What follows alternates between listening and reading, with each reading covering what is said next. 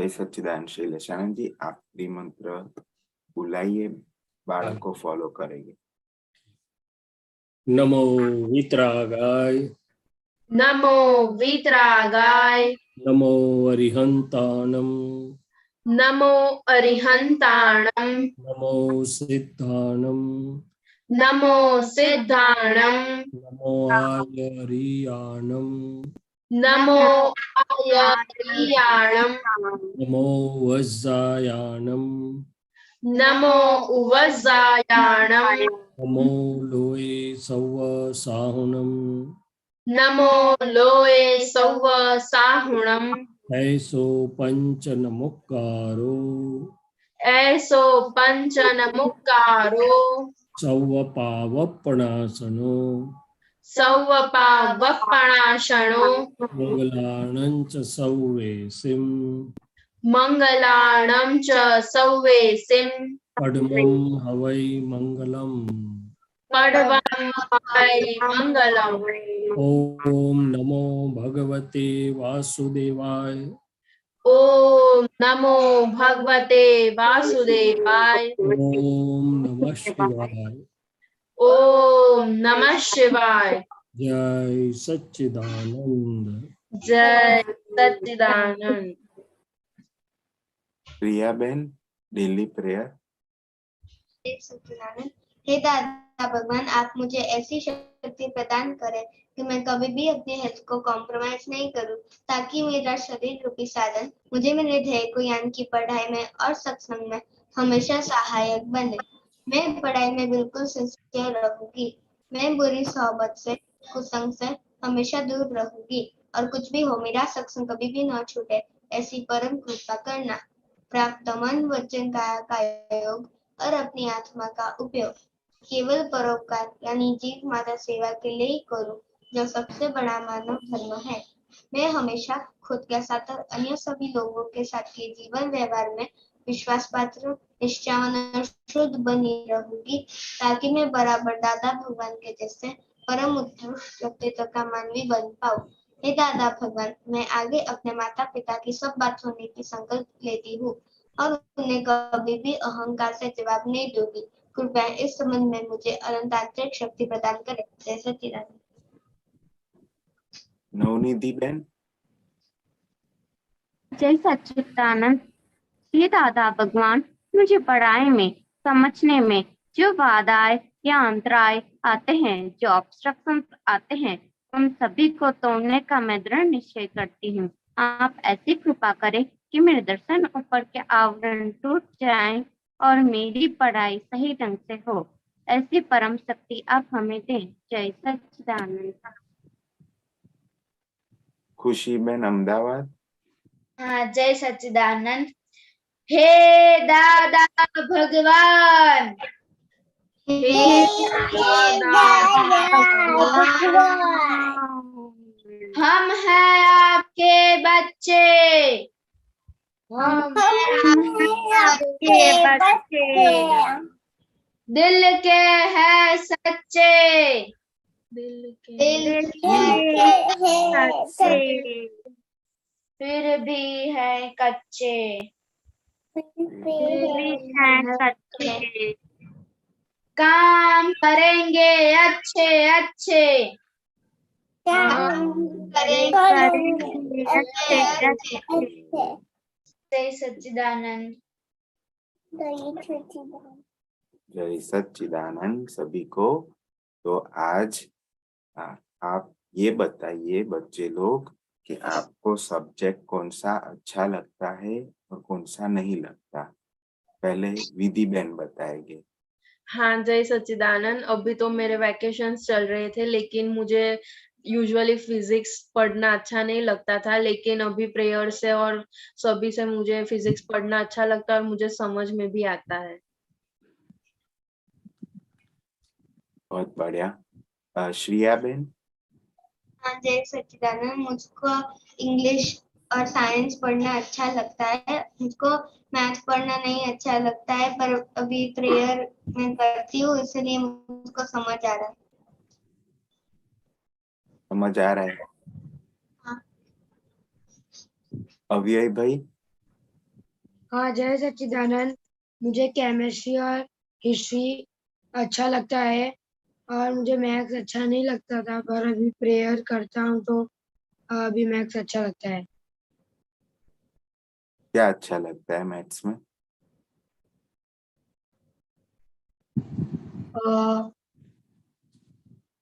Multiplication, addition and word problems, sets. क्या अच्छा नहीं लगता था?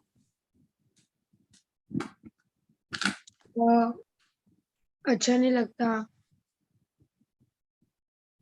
एल्जेब्री एल्जेब्री एक्सप्रेशन नहीं अच्छा लगता था मैथ्स में। अब अच्छा लगता है? हाँ, अब अच्छा लगता है थोड़ा।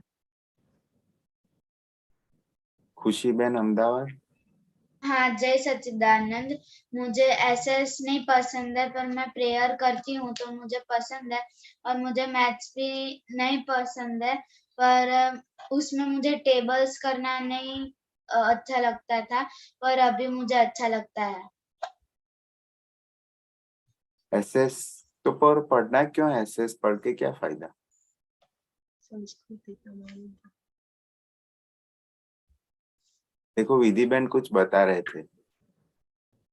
हमारी संस्कृति क्या है वो हमें पता चलेगा। हाँ, तो शैलेश दादा से हम पूछेंगे आगे। हिताक्षी बा। हाँ जी सच्चिदानंद। ऐसे तो मुझे सारे सब्जेक्ट पसंद है, पर एक मुझे जब सोशल साइंस में सिविक्स का पढ़ने को आता है, तब मुझे बहुत कंटाला चढ़ता है कि मुझे सिविक्स नहीं पसंद बहुत सोशल में। बाकी सारे सब्जेक्ट पसंद है।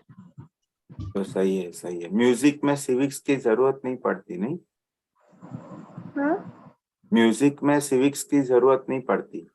हाँ हाँ, वो ढूंढना आप। म्यूजिक में सिविक्स की जरूरत पड़ेगी, समझना पड़ेगा कि नहीं समझना पड़ेगा सिविक्स, म्यूजिक में आगे जाना हो तो। हाँ देखना, आप ढूंढ लेना। ठीक? हाँ अव्यय भाई हो गया, सॉरी। अनु जिया बेन। हाँ, जय सच्चिदानंद। मुझे ना हिस्ट्री पसंद नहीं है, लेकिन जब से मैं प्रेयर करती हूँ और दादा है कि हिस्ट्री पढ़ने के लिए नहीं लेकिन कुछ जानने के लिए पढ़ना चाहिए, तब से मुझे इसमें इंटरेस्ट पड़ता है। बहुत बढ़िया, बहुत बढ़िया। मुझे भी हिस्ट्री पसंद नहीं थी, पर फिर जानने के लिए मुझे भी थोड़ा थोड़ा पसंद आया। और देखते हैं कुछ अच्छे माध्यम से देखते हैं हिस्ट्री तो भी पसंद आता है। आपकी बात सही है। तीर्थ भाई क्या बोलते? तीर्थ भाई को क्या पसंद है, क्या नहीं पसंद है? दोनों पसंद या और नहीं पसंद? मुझे तो इंग्लिश पसंद है, और मैं पहले तो मुझे गणित मतलब मैथ्स नहीं आता था, अभी आ रहा है, इसलिए उस पर फोकस आ रहा है। बहुत बढ़िया। प्रैक्टिस करते हैं मैथ्स की। हाँ, अच्छा लगता है? खेलने से ज्यादा अच्छा लगता है या खेलना अच्छा लगता है? खेलना। खेलना, क्या बात, बढ़िया बढ़िया। जब मैथ्स की प्रैक्टिस अच्छी लगेगी खेलने से भी ज्यादा, तो आप मैथमेटिशियन बन जाओगे। बहुत बड़े। आरुष भाई। सच्चिदानंद, मुझे सारे सब्जेक्ट पसंद है और मुझे अपने हिंदी में हैंडराइटिंग इम्प्रूव करना है। बहुत बढ़िया। सब सब्जेक्ट पसंद है? अनुष, कोई भी है? आपको मैथ में तो बहुत स्कोर नहीं आते हैं।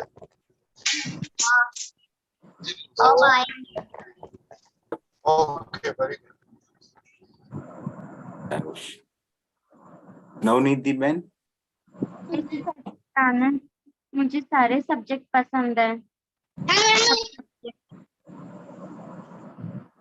सब पसंद है? हाँ। कोई ज्यादा पसंद है? हिंदी, मैथ। हिंदी। मैथ। और कोई मुझे मैथ सब्जेक्ट? ज्यादा पसंद है। मैथ्स भी ज्यादा पसंद है, बहुत बढ़िया। और कोई सब्जेक्ट ऐसा हो जो आप पढ़ना शुरू करे तो नींद आती हो, ऐसा कोई? नहीं। नहीं है, नहीं है। बढ़िया है, बढ़िया है। शैलेश दादा से पूछेंगे। मेरा ऐसा था कि मैं बुक लेता था ना सब्जेक्ट की, सोशल स्टडीज, तो मेरे को नींद आ जाती थी खुशी बहन की तरह। तो आगे कोई रहा? कोई बाकी है? कोई बाकी हो तो हाथ ऊंचा करेंगे। कोई नहीं बाकी? हाँ, बाकी है, बाकी है, बाकी है। दर्शना बहन बाकी है।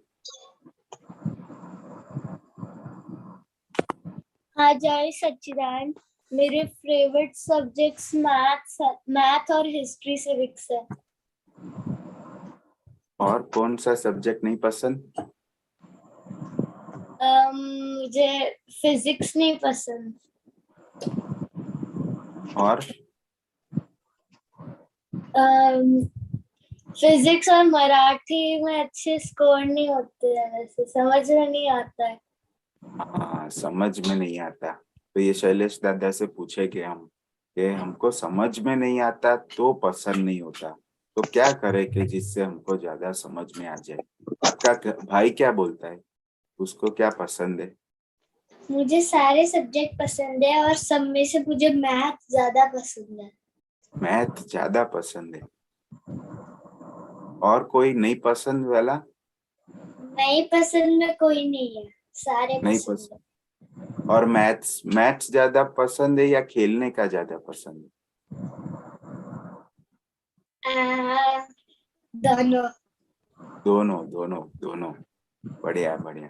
तो शैलेश दादा आप बताइए, ये सब्जेक्ट कोई पसंद है, कोई नहीं पसंद है, उस पे बताइए। और आगे तो समझ नहीं आता तो क्यों वो ना पसंद हो जाता है, और क्या करे जिससे वो समझ में आ जाए और पसंद हो जाए।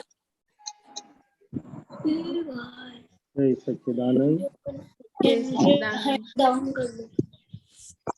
तो एक बात है कि हर कोई अपनी अपनी प्रकृति लेके आया है, तो प्रकृति के हिसाब से थोड़ी बहुत पसंद नापसंद बनती है।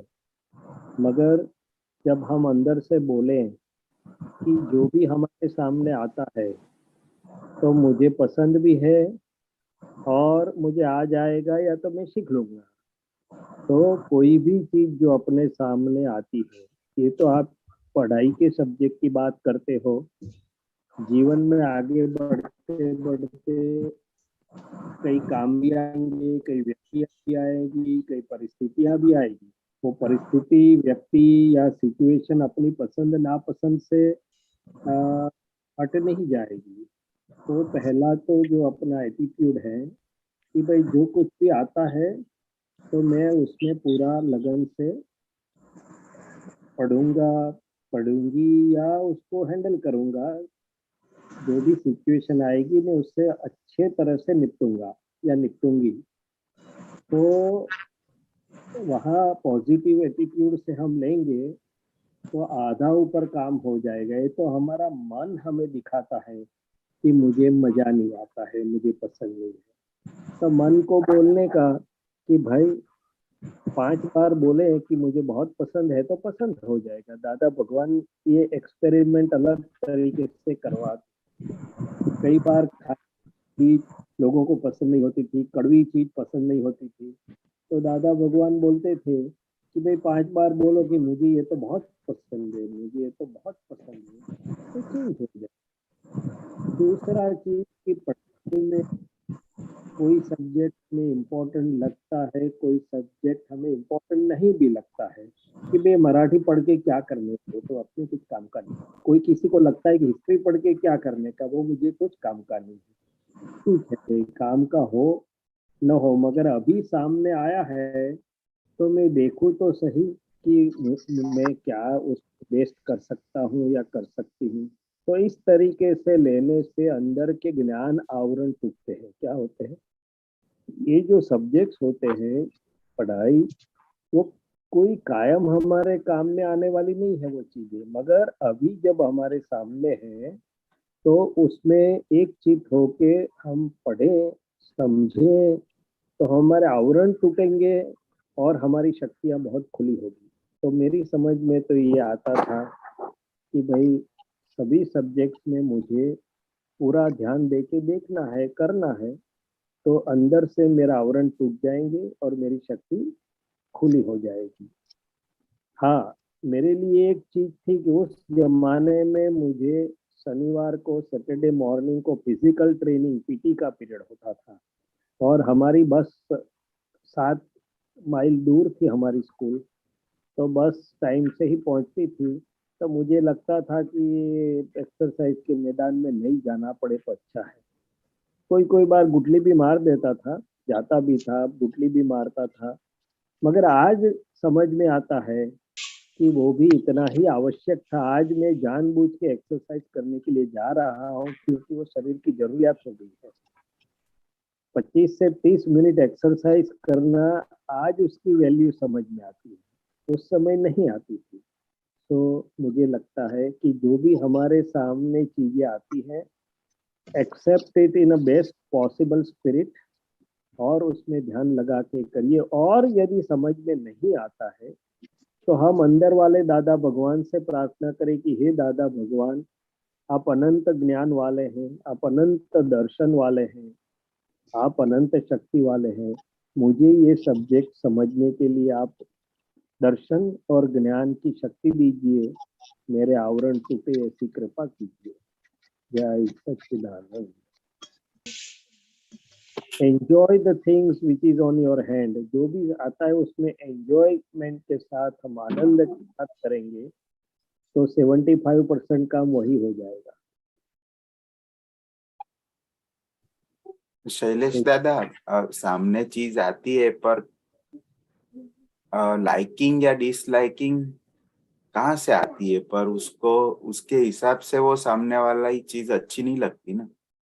लाइकिंग और डिसलाइकिंग अपना मन दिखा रहा है, अंदर जो मन है वो दिखाता है। और यदि मन की सुनेंगे तो फिर हमारा प्रोग्रेस रुक जाएगा। दादा भगवान बताते हैं कि हमारा मन जब हमारे ध्येय के अनुसार दिखाता था तो हम मन को यस बोलते थे, जब ध्येय के विरुद्ध में दिखाता था तो हम मन की सुनते नहीं थे। तो लाइकिंग और डिसलाइकिंग तो अंदर मन का के लेवल पर है, मन को बोलने का कि नहीं भाई मुझे तो बहुत मजा आता है उसमें, मुझे बहुत आनंद आता है। फिर मन बंद हो जाता है, फिर मन भी पलट जाता है। मन को पलटाना, उसको पॉजिटिव करने की कला हमें आनी चाहिए। ये तो पढ़ाई की बात है, मगर कोई भी चीज को में मन को पॉजिटिव कैसे कर पाए, हम पलटे कैसे, वो कला हमें आनी चाहिए। तो और पसंद बोला तो बहुत वहीं पर हमारी शक्ति भी ऑब्स्ट्रक्ट हो जाएगी, हमें मूड भी नहीं बनेगा, हमारा एटीट्यूड भी डल एंड डाउन हो जाएगा। वहीं पर आधी बैटल तो लॉस्ट हो गई। जैसे ही बोला कि ये मुझे पसंद नहीं है तो आधी half the battle is lost. सही है, सही है।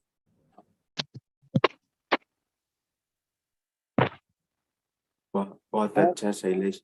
और एक स्टेप इससे भी आगे जाना है तो जो नापसंद है उसको पहले हाथ में लीजिए और उसी में अप्लाई, आपका चित्त और माइंड अप्लाई करिए कि नहीं ये तो मुझे बेस्ट आना ही चाहिए। तो आप बहुत आगे बढ़ जाओगे। उसको बोलते हैं सामने से उसके साथ भिड़ते। जो मन दिखाता है कि डिफिकल्ट है, ये नहीं मजा आता, उसको सामने से जाके उसके सामने से मैंने उसको बात ली, उसको बेस्ट पॉसिबल डीलिंग करे तो इतनी शक्ति खुली होगी, इतनी शक्ति खुली होगी कि भविष्य में कोई भी चीज मुश्किल भी नहीं लगेगी और नापसंद भी नहीं लगेगी। सो एक स्टेप आगे चले जाइए कि आइए मैं प्रेप साइंस की मेरी एग्जाम थी, तो मैथ्स के पेपर में एक सम बहुत डिफिकल्ट था। तो मैंने सोचा कोई बात नहीं, वेलकम, और बाकी के सब निपटा के उसको अप्लाई किया और आ गया मेरे को। तो पूरी यूनिवर्सिटी में एक्सटर्नल में मेरा 1 मार्क ज्यादा था। तो embrace the things which you find difficult, या तो not like, embrace it with love, positivity, zeal, and सब शक्ति लगा दीजिए उसके पीछे। हम आपकी कोई डिफिकल्ट सर्जरी होती है, कुछ डिफिकल्टी लगती है, कोई डिफिकल्ट केस लगता है, हमारी लाइन में तो बहुत वेरिएबल डिफिकल्ट सब केस अलग अलग होते हैं। सो अप्लाई अवर माइंड, प्रार्थना करके भी बैठते ढूंढते, जब वो सॉल्व हो जाता है तब इतना आनंद होता है, इतनी शक्ति खुली होती है कि ना पूछेगा। और वहीं पर कौन रियली मेरिट में आगे है और कौन एवरेज स्टूडेंट है, वहीं पर पता चलता है। एवरेज तो सभी होते हैं और सभी लोग एवरेज चीजें तो सॉल्व कर लेते हैं, मगर ऐसी डिफिकल्ट या ऐसी चीज जो सॉल्व करते हैं वो really they are the toppers. तो टॉप में जाने का ये रास्ता है। आपको क्या लगता है अक्षय भाई?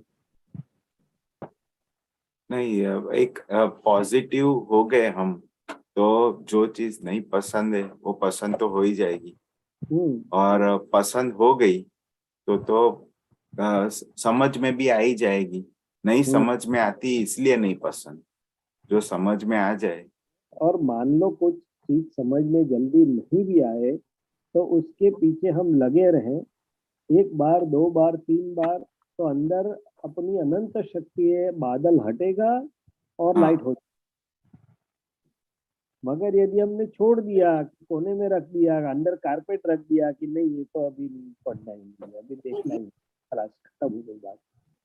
कई लोग एग्जाम में सारे कई चैप्टर्स छोड़ देते हैं और सिलेक्टिव ही करते हैं कि भाई इतने थोड़े करके जाना है। टिप्स लेते हैं कि भाई कौन से करने चाहिए, कौन से छोड़ने चाहिए। वो छोड़ने वाले कभी टॉपर नहीं हो सकते हैं। और यदि उसी में से आया एग्जाम में तो वो एग्जाम का पेपर देख के पसीना छूट जाता है। जो छोड़ दिया है उसी में से यदि आ गया पेपर में तो खत्म हो गई बात। सही है, सही है, सही। आगे रुद्र भाई आए काफी दिन के बाद। रुद्र भाई, जय सच्चिदानंद। आप बताइए रुद्र भाई, आपको कौन सा सब्जेक्ट पसंद है, कौन सा नहीं पसंद है? मेरे को वैसे सब पसंद है, पर मेरा फेवरेट सब्जेक्ट मैथ्स है और साइंस है। फेवरेट मैथ्स और साइंस है। और सोशल स्टडीज? मेरे को अभी 6th में आया हूँ तो अभी आया है, तो पता नहीं है उसके बारे में, तो अभी पढ़ के बहुत बढ़िया, ओके। तो खुशी बहन अहमदाबाद, अब आप सोशल स्टडीज पहले लेके सबसे पहला सब्जेक्ट पढ़ने में शैलेश दादा ने बताया कि जो नहीं पसंद है उसको पहले ले लो। तो सब बच्चे लोग क्या बताते हैं, कर सकेंगे? हाँ। पर कैसे करेंगे, नींद नहीं आएगी? नहीं। तो नवनीति बहन, आपको तो कोई पसंद है ही नहीं ना, सब पसंद है ना?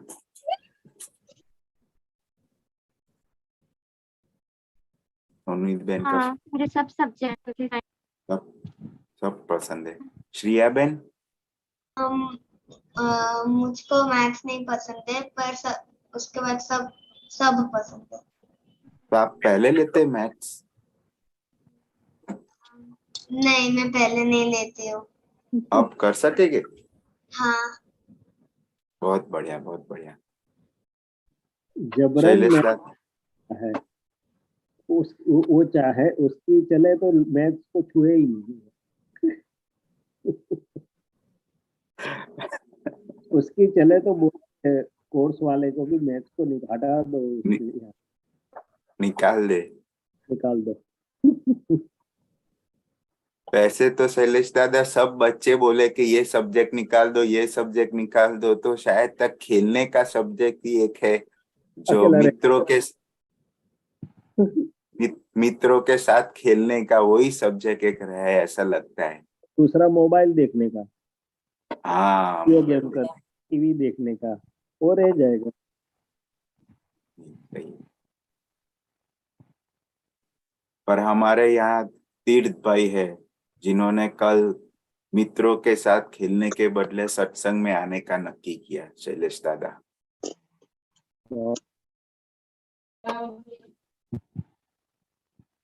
अच्छा सब बच्चे लोग, किसी को प्रश्न है?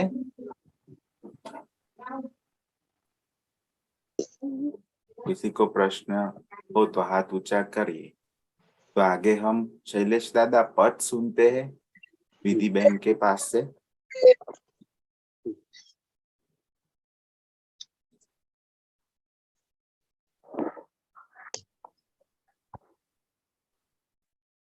हाँ विधि बहन। हाँ, जय सच्चिदानंद। मारू स्वरूप मुझने स्वामी નથી જણાયું, તેથી કરું છું દર્શન સિમંધરા તમારું. મારું સ્વરૂપ મુજને સ્વામી નથી જણાયું, તેથી કરું છું દર્શન સિમંધરા તમારું.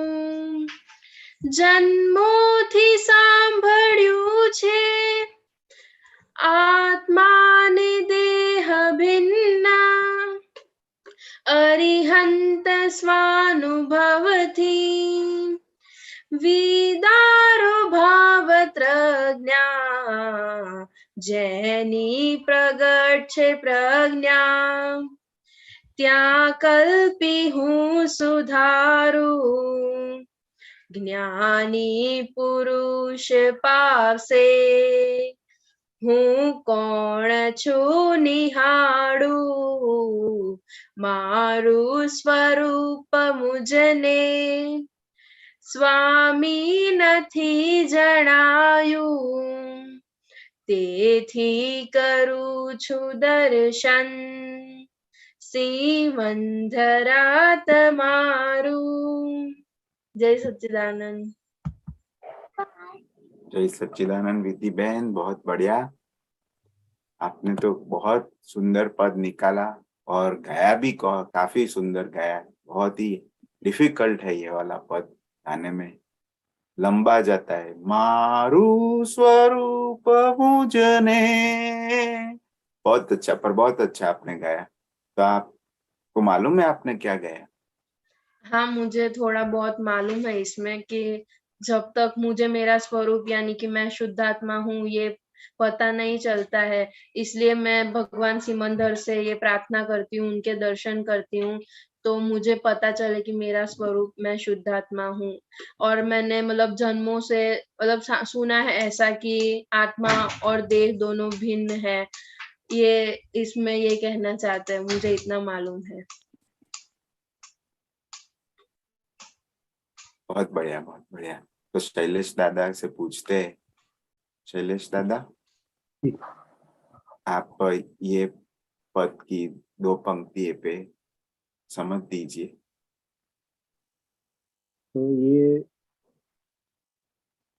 अनंत काल से जन्म मरण के चक्रावे में और चारों गति में घूमते हुए जो अंतिम सुख की तलाश में है मनुष्य जीवन में, तो बोलता है कि जब तक मैं कौन हूँ उसे पता नहीं चलता, खुद का जो स्वरूप, स्वभाव, खुद का और मूल, जिसे इंग्लिश में रियल आइडेंटिटी बोलते हैं, पता नहीं चलता है, तब तक उसका निवेड़ो नहीं होता है। तो यहाँ पर ये बात करते कि सिमंदर स्वामी जो है, तो वहाँ मूल स्वरूप मैंने भगवत स्वरूप, परमात्मा स्वरूप समस्त ब्रह्मांड को प्रकाशित करे ऐसा पूरा निरावरण हो गया है, प्रकट हो गया है, वो प्रकट परमात्मा स्वरूप है। तो उनके दर्शन करके मैं ये भावना कर रहा हूँ। और हमें अभी जब पता चला है कि मन वचन काया से भिन्न हूँ, मैं शुद्धात्मा हूँ, तो अभी मैं उनके दर्शन कर रहा हूँ ताकि मेरी बीज से पूर्णिमा तक की यात्रा निर्विघ्न और अविरत सरल सहजता से आगे बढ़ती रहे। तो ज्ञानी पुरुष और तीर्थंकर परमात्मा वो हमारे आत्मा ही है, हम खुद हमारे खुद की आत्मा है, क्योंकि वहाँ प्रकट है। मुझे अभी प्रकट करना है, अभी अभी पहचान हुई है। पहले तो ये बताते हैं कि जब तक मैंने ज्ञानी पुरुष से ये पाया नहीं था कि मैं खुद कौन हूँ, वहां तक तो मैंने सुना था सिर्फ कि भाई आत्मा और देह भिन्न होते हैं, मगर अरिहंत को तो वो अनुभव है, अनुभव की मूर्ति है, सजीवन मूर्ति है। और ज्ञानी पुरुष के पास से मुझे मैं खुद कौन हूँ वो जानने का जब मिला, तो अज्ञान रूपी अमावस्या से ज्ञान बीज की, ज्ञान रूपी बोध की बीज का चंद्रमा हुआ, बीज हुई। अभी हम तीर्थंकर परमात्मा से जुड़ के, अंदर से चित्त से जुड़ के ज्ञानी पुरुष की भक्ति करते उनकी 5 आज्ञा में रहते रहते हमारा खुद का स्वरूप ही भी वैसा अनुभव रूप हो जाए, प्रकट होता चला जाए, ऐसा निश्चय, ऐसी भावना, ऐसी प्रार्थना के साथ ये पुरुषार्थ के पथ पर चल रहे हैं। जय सच्चिदानंद। जय सच्चिदानंद। जय सच्चिदानंद। जय सच्चिदानंद दीदी बहन, बहुत बढ़िया पद। जय सच्चिदानंद सभी बच्चों को। जय सच्चिदानंद। जय सच्चिदानंद शैलेश दादा। जय सच्चिदानंद अक्षय अंकल। जय सच्चिदानंद शैलेश दादा।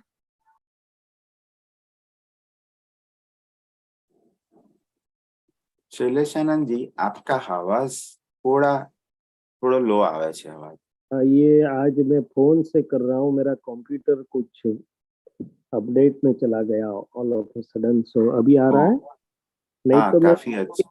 एक काम करिए, मैं हेडफोन लगाता हूँ, फिर मुझे बताइए। एक हाँ हाँ।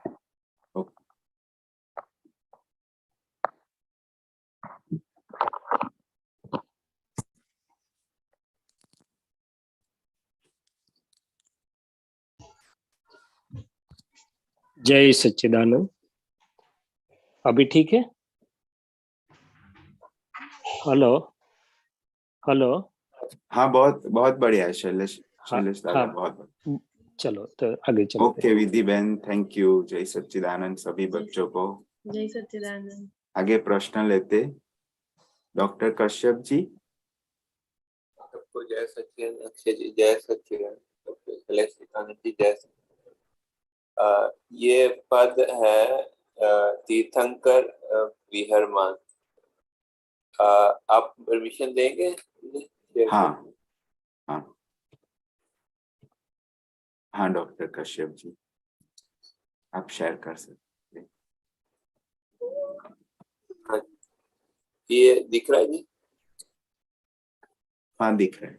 हाँ, इसमें जो पहले 2 लाइन है, तीर्थंकर विहरमान शत शत कोटि प्रणाम, जय खुला केवल ज्ञान। इसमें ये तीर्थंकर विहरमान ये श्रीमंत स्वामी के लिए बोल रहे हैं कि सभी जो महाविद्या क्षेत्र में 20 तीर्थंकर है उनके लिए बोल रहे हैं?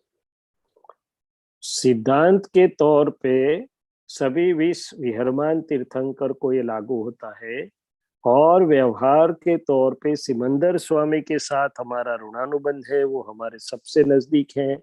सो हम सिमंदर स्वामी को विशेष रूप में लक्ष्य में रखते हुए ये बोलते हैं, मगर आम समझ और सिद्धांत के तौर पे सभी तीर्थंकरों को ये लागू होता है। मगर हमारे लिए डायरेक्टली कनेक्टेड किससे हो सकते हैं, तो बोले सिमंदर स्वामी से।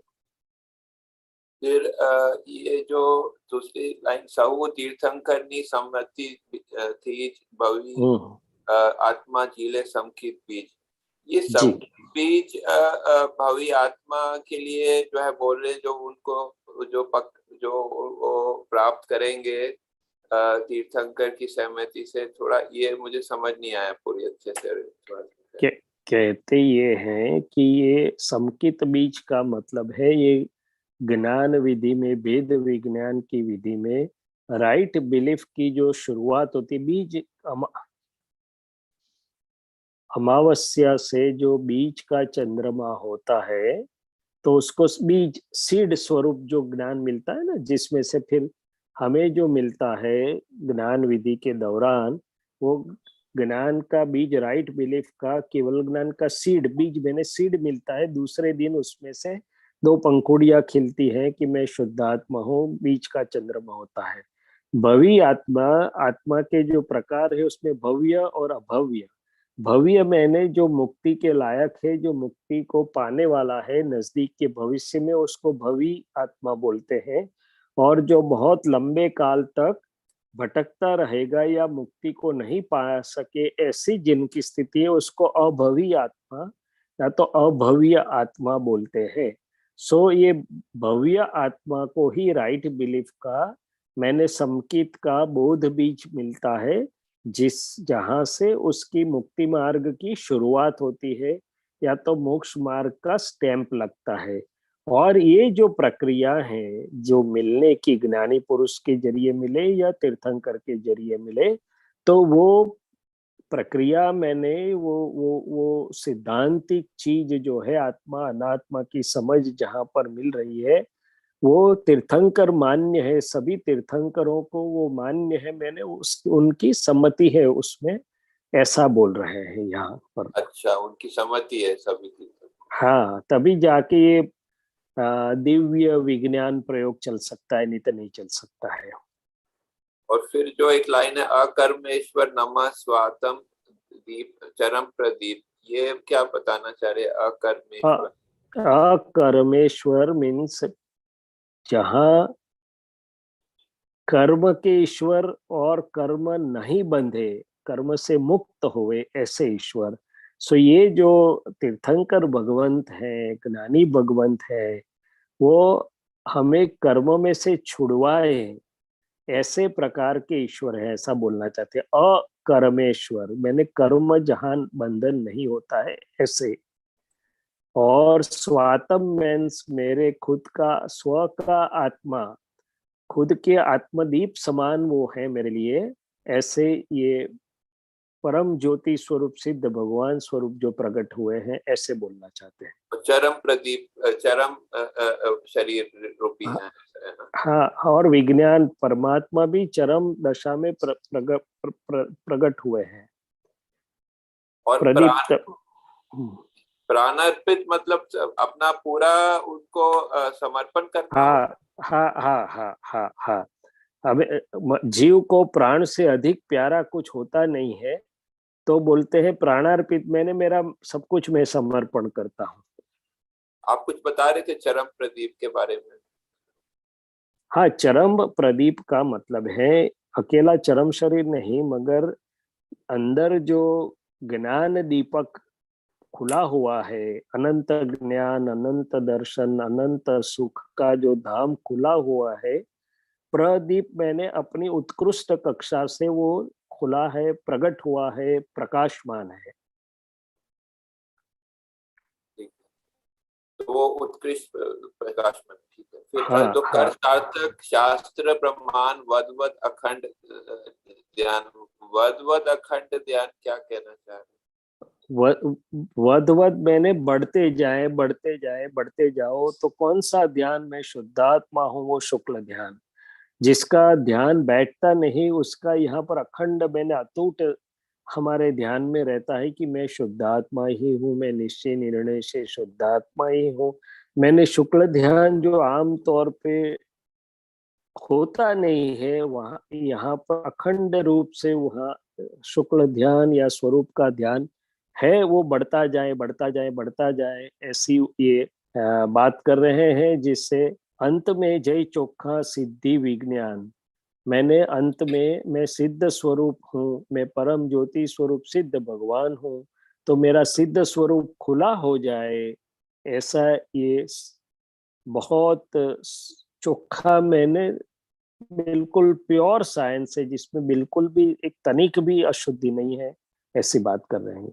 तो मतलब अखंड ध्यान बढ़ के वो सार्थक शास्त्र सार्थक हो जाए, ऐसा बोलना चाह रहे हैं ना? हाँ हाँ, शास्त्र प्रमाण, मैंने ये जो भी बात कर रहे हैं वो शास्त्र में प्रमाण मैंने ऑथेंटिक है, ऐसा शास्त्र से वो प्रमाण मिलता है उसका, ऐसा बोलना चाहते हैं।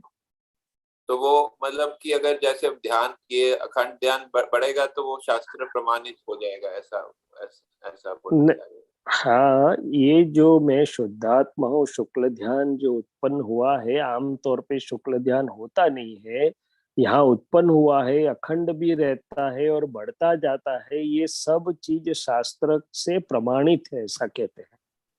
अच्छा, तो वो ऐसे भावना कर रहे हैं कि शास्त्र का प्रमाण हो जाए जो है वो। हाँ हाँ, वो हाँ हाँ, ये थोड़े शब्दों में बहुत चीजें कविराज विज्ञान की बात कर लेते हैं। फिर ये लाइन आ रही, निर्भय कर रक्षी बालक ने अवगाढ़ो समकित अक्रम ने सत प्रज्ञ, और ये भी जो एक है कायम निसंगत निसंगात जलहर ज्योति अनाम गेम श्रीमंद सन्ना, ये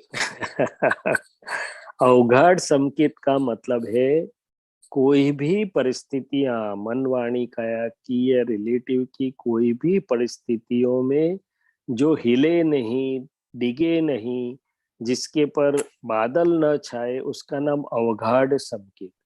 मान लो नॉर्मल संजोग में तो मैं शुद्धात्मा रहता है, मगर कोई अपमान करे, अटैक करे अपने पर, तभी भी मैं शुद्धात्मा हूँ ही रहे, उसके ऊपर प्रति अटैक न हो, तो वो अवगाढ़ समकित बोला जाता है। ऐसे विपरीत परिस्थितियों में भी, परीक्षा लेने वाली स्थितियों में भी हमारा समकित, मैंने ज्ञान हिले नहीं, डिगे नहीं, उसमें से हम च्युत न हो, उसका मतलब है अवगाढ़ समकित।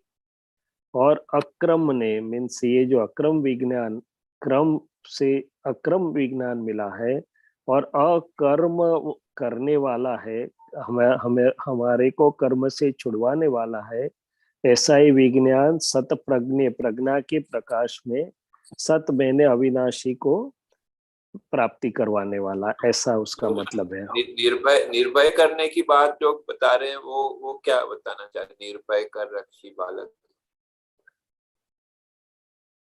निर्भय कर रक्षी बालक ने, मैंने ये माता के जो कर मैंने हस्त बालक के आसपास होते तो बालक कैसा निर्भय होता है, तो ये तीर्थंकर भगवान सिमंदर स्वामी को बोल रहे हैं कि आप हम सब ज्ञात पुत्रों को आपके रक्षण से निर्भय कर दो, हम तो बालक हैं, आपकी कृपा आशीर्वादों से हमें निर्भय करके अवगाढ़ समकित दीजिए, अक्रम से हमारा प्रज्ञा का प्रकाश बढ़ता रहे, इसी कृपा। ये हमारी भावना है ना, क्योंकि ये मतलब क्योंकि सिमंदर स्वामी तो वितराग है, वो करते नहीं है, लेकिन ये भावना है ना, ये भावना है। और ये भावना कैसी है कि वितराग के सामने हम जो कुछ भी करते हैं तो वो परिपूर्ण होता है। एक फूल पुष्प चढ़ाते तो 100 पुष्प का फल मिलता है, एक पत्थर डालते हैं तो 100 पत्थर का।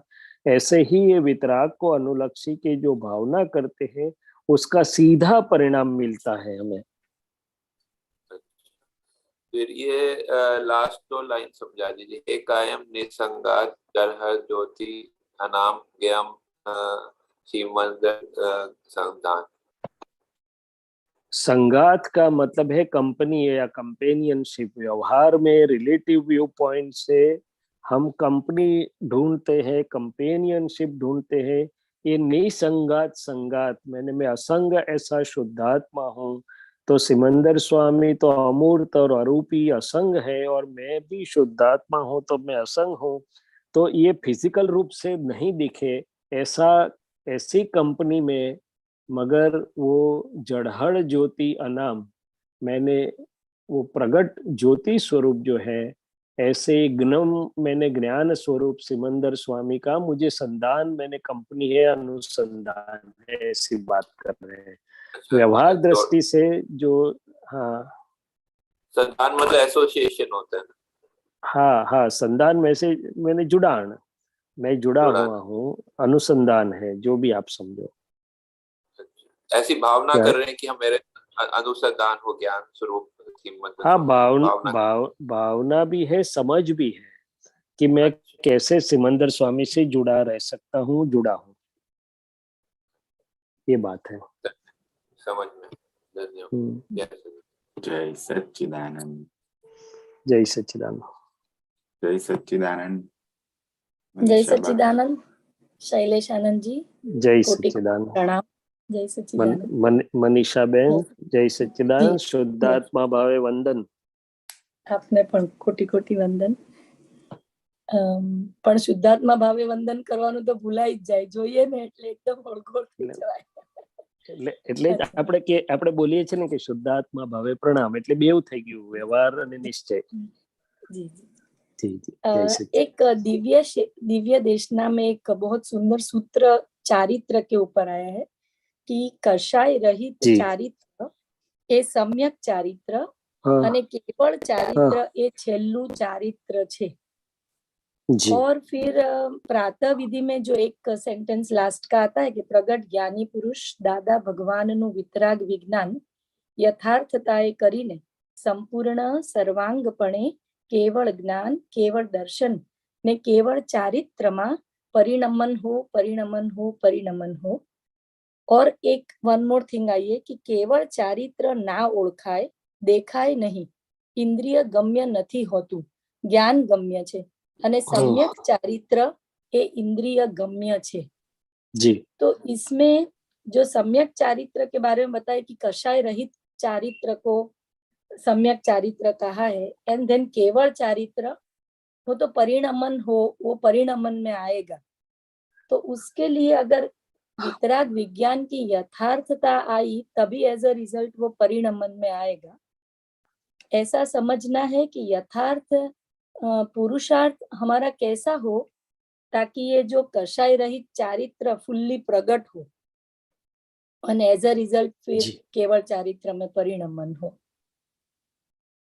यहाँ जो बात करते हैं मनीषा जी, तो रिलेटिव और रियल, ये कषाय रहित चारित्र वो रिलेटिव परिणाम है जी। किस चीज का रिलेटिव परिणाम है वो? तो बोले रियल में जितना चारित्र बढ़ता जाता है, हम जितना रियल में रह सकते हैं, उसके परिणाम स्वरूप ये बाहर दिखाई दे ऐसा रिलेटिव चारित्र जिसमें से कषाय विलीन हो जाते हैं, ऐसा उदय में आता है, परिणाम में आता है, वो रिलेटिव चारित्र है, रिलेटिव है। रियल में अंदर जो है मैं अमूर्त हूँ, मैं अरूपी हूँ, मैं असंग हूँ, मैं केवल ज्ञान स्वरूप हूँ। मैंने हर मन वाणी काया की स्थूल से सूक्ष्मतम तक की तमाम अवस्थाओं में मैं निर्लेपी हूँ, असंगी हूँ, टंकोत्कीर्ण हूँ, ऐसे मेरे शुद्धात्मा स्वभाव में ही रहूं और एक भी क्षण ये पर परिणाम को अपने न मानूं, रिलेटिव के मन वाणी काया के स्थूल से सूक्ष्मतम तक के कोई भी परिणाम को मैं मेरा न मानूं, मगर ज्ञाता दृष्टा रहूं, स्वपर के भेद के साथ रहूं, तो वो रियल चारित्र प्रकट होता जाता है। रियल चारित्र का मतलब है आत्म चारित्र, और आत्म चारित्र अरूपी होता है, वो अनुभव गम्य या तो ज्ञान गम्य है, वो बाहर से दिखाई नहीं देगा दूसरों को कि ये अंदर कितना शुद्ध आत्मा में रहता है, मगर आत्मा को शुद्ध को पता चलता है। और सामने यदि ज्ञानी है या तो उनका शुद्धात्म दशा अच्छे ढंग से प्रकट है, तो वो समझ सकेंगे कि इनकी शुद्धात्मा चारित्र की दशा कैसी है। एक चारित्र जो मूल चारित्र है, इम्पोर्टेंट चारित्र है, जिसे केवल चारित्र बोलते हैं, वो अरूपी है, आत्मा शुद्धात्मा के संबंधी है, ज्ञान दर्शन और चारित्र के संबंधी है। और दूसरा जो है व्यवहार भाग में है, रिलेटिव भाग में है, वो कषाय मुक्त, मैंने जहां पर मंद कषाय से शुरू होके कषाय निर्मूल होते हैं, तो वो रिलेटिव चारित्र है, वो रियल चारित्र का सेकेंडरी परिणाम है, परिणमन है। और रियल चारित्र जो है वो अपने निश्चय और पुरुषार्थ के बल और आगे चल के पराक्रम के बल पे प्रकट होता जाता अपना खुद का स्वभाव है। रियल चारित्र और कुछ नहीं, खुद का स्वभाव है। क्या है? मगर हमें अनुभव है कि दिन के दौरान भी हम कितनी सादी अवस्थाओं में भी हम हमारा स्वभाव चूक जाते हैं, स्वभाव में नहीं रहते हैं, प्रभाव में सम्मिश्रित होते हैं, ऐसा भास होता है। तो यहाँ पर धीरे धीरे इस तरीके से प्रकट होता है। क्या होता है? ऐसा है। एक कई ऐसे एग्जाम्पल्स होते हैं, अपनी सबकी अपनी अपनी प्रकृति के हिसाब से सबको अपना अपना ख्याल रहता है। मान लो अभी ये सत्संग चल रहा है, सत्संग में ऑर्गेनाइजर्स भी हैं, सत्संग में भाग लेने वाले भी हैं। कुछ कारण से वो इंटरनेट बिगड़ गया, कुछ ये हो गया, कुछ योजना नहीं चली, तो थोड़ा बहुत इफेक्ट होगा सबको। एक एग्जाम्पल कि भाई इंटरनेट तो अच्छा रखना चाहिए, बैकअप रखना चाहिए, ये रखना चाहिए, वो रखना चाहिए, ये रखना, तो पुद्गल बोलेगा। वहां पर मैं शुद्धात्मा के शुद्ध चारित्र में रहता हूँ कि रिलेटिव में एकाकार होता हूँ। दादा भगवान की हाजिरी में कई बार लाइट चली जाए, ये हो वो हो, कुछ भी होता था, दादा भगवान 1 सेकंड गंवाए बिना तुरंत शुद्ध उपयोग में आ जाते थे, सबको ला देते थे। ऐसे तो कई घटनाएं होती है। मान लो आज हमारी शैलेश भाई की क्लिनिक में उनका फेको मशीन थोड़ा बिगड़ गया है, तो आया टेक्नीशियन, देखा, स्थिर भी है अस्थिर भी होते हैं, दोनों चलता रहता है, मन दिखाता रहता है। वो बोलता है भाई चलेगा तो चलेगा, नहीं चलेगा तो नहीं चलेगा। तो व्यवहार में भी असर होती है कि भाई सर्जरी रुकेगी, ये रुकेगी, दूसरा लाना पड़ेगा। तो ये पुद्गल का जो चलता है उसमें मैं शुद्धात्मा रह पाता हूँ, नहीं रह पाता हूँ, उसको अलग रख सकता हूँ, नहीं रख सकता हूँ, ये इससे तो कई चीज होती है। तो सबको अपने अपने होते हैं। बहनों को रिलेशन वाली बात स्पर्श कर जाती है, कोई बोलता है तो वो स्पर्श कर जाता है। हर एक को पर स्पर्शना के पॉइंट्स अलग अलग होते हैं। क्या होते हैं? और कोई सुरवीर होता है तो फिर रिएक्शन भी कर देता है, तो कषाय डिस्चार्ज कषाय भी खड़े हो जाते हैं। तो ये बात कर रहे हैं, यदि मैं शुद्धात्मा के शुद्ध चारित्र में आ गया तो फिर वो कषाय को स्कोप नहीं मिलेगा। बहुत सुंदर। तो ये बात है, केवल चारित्र और सम्यक चारित्र में नहीं, व्यवहार चारित्र। बहुत सुंदर। जितने जितने आत्मा में प्रस्थापित होते जाएंगे ज्यादा से ज्यादा, और फिर आत्मा गुणों में और वो सब, तो जो रियल की साइड में जितना उपयोग ज्यादा रहा, स्वभाव उतना ही खुला होता जाएगा। हाँ, अवस्थाओं में अंदर और बाहर के परिणाम से अभिन्न ऐसा मैं शुद्धात्मा हूँ। जगत व्यवहार चारित्र को देख सकता है और उसके मार्क्स रखता है। ज्ञानी आत्म चारित्र को पहले देखते हैं और उसके मार्क रखते हैं। एग्जैक्ट। बहुत ही सुंदर, अद्भुत अद्भुत। Thank you. जय सच्चिदानंद। जय सच्चिदानंद। जय सच्चिदानंद। शैलेश जी, जय सच्चिदानंद। जय सच्चिदानंद जी, प्रणाम। अंदर रहे दादा भगवान को वंदन। Yes, same to you. Same to you. बोलिए। The question I have is, Dada's language is so precise. Yeah. I want to make sure I've got the right meaning. You know, he uses words like swabhav and parbhav, nij bhav, vishesh bhav. Are these all synonymous or are they layered meanings? Yes. Swabhav is my own innate nature with the natural innate qualities। मैं शुद्धात्मा ही हूँ, निश्चय निर्णय से मैं शुद्धात्मा ही हूँ, मैं असंग हूँ, मैं निर्लेप हूँ, मैं टंकोत्कीर्णवत हूँ, मैं केवल ज्ञान स्वरूप हूँ, ज्ञाता दृष्टा और परमानंद स्वरूपी हूँ। ये जो मेरे खुद के मूल शुद्धात्मा स्वभाव के जो गुण हैं, उस गुण के साथ उसको स्वभाव बोला है। स्वभाव means my own real self and the attributes, innate attributes related with the real self, innate functioning of the real self, वो स्वभाव में आता है। अच्छा, पर भाव जो है ये मन वाणी काया के भाव, मैंने परिणामन, बाहर की अवस्था और अंदर की अवस्था, मैंने स्थूलतम से सूक्ष्मतम तक की तमाम रिलेटिव अवस्थाओं और उसके गुण, मैंने ये निश्चेतन चेतन के जो गुण और उसके एट्रीब्यूट्स और उसके चेंजिंग फेजेस, ये सब पर भाव में जाते हैं। प्रकृति के भाव भी उसी में पर भाव में जाता है। मन वाणी काया के जो भाव है वो पर भाव में जाते हैं। सादी भाषा में वो पुद्गल परिणमन है। क्या है पुद्गल परिणमन? तो वो क्षय होने वाले हैं, व्यय होने वाले हैं, इंक्रीज डिक्रीज होने वाले हैं। मैं अक्षय और अव्यय हूँ। वो लेपायमान करने वाले हैं, मैं निर्लेप हूँ। वो मोहनीय उत्पन्न कराने वाले हैं, मैं निर्मोही ऐसा शुद्ध आत्मा हूँ। सो दोनों सब जगह पे भिन्न भेद विज्ञान जो लाइन ऑफ डिमार्केशन डाली है, तो ये रिलेटिव के गुण है और ये मेरे रियल के गुण है या तो स्वभाव है। ऐसा तो पर भाव means all everything related to foreign department means the relative self, file number 1 outside as well as inside, वो पर भाव बोला गया है।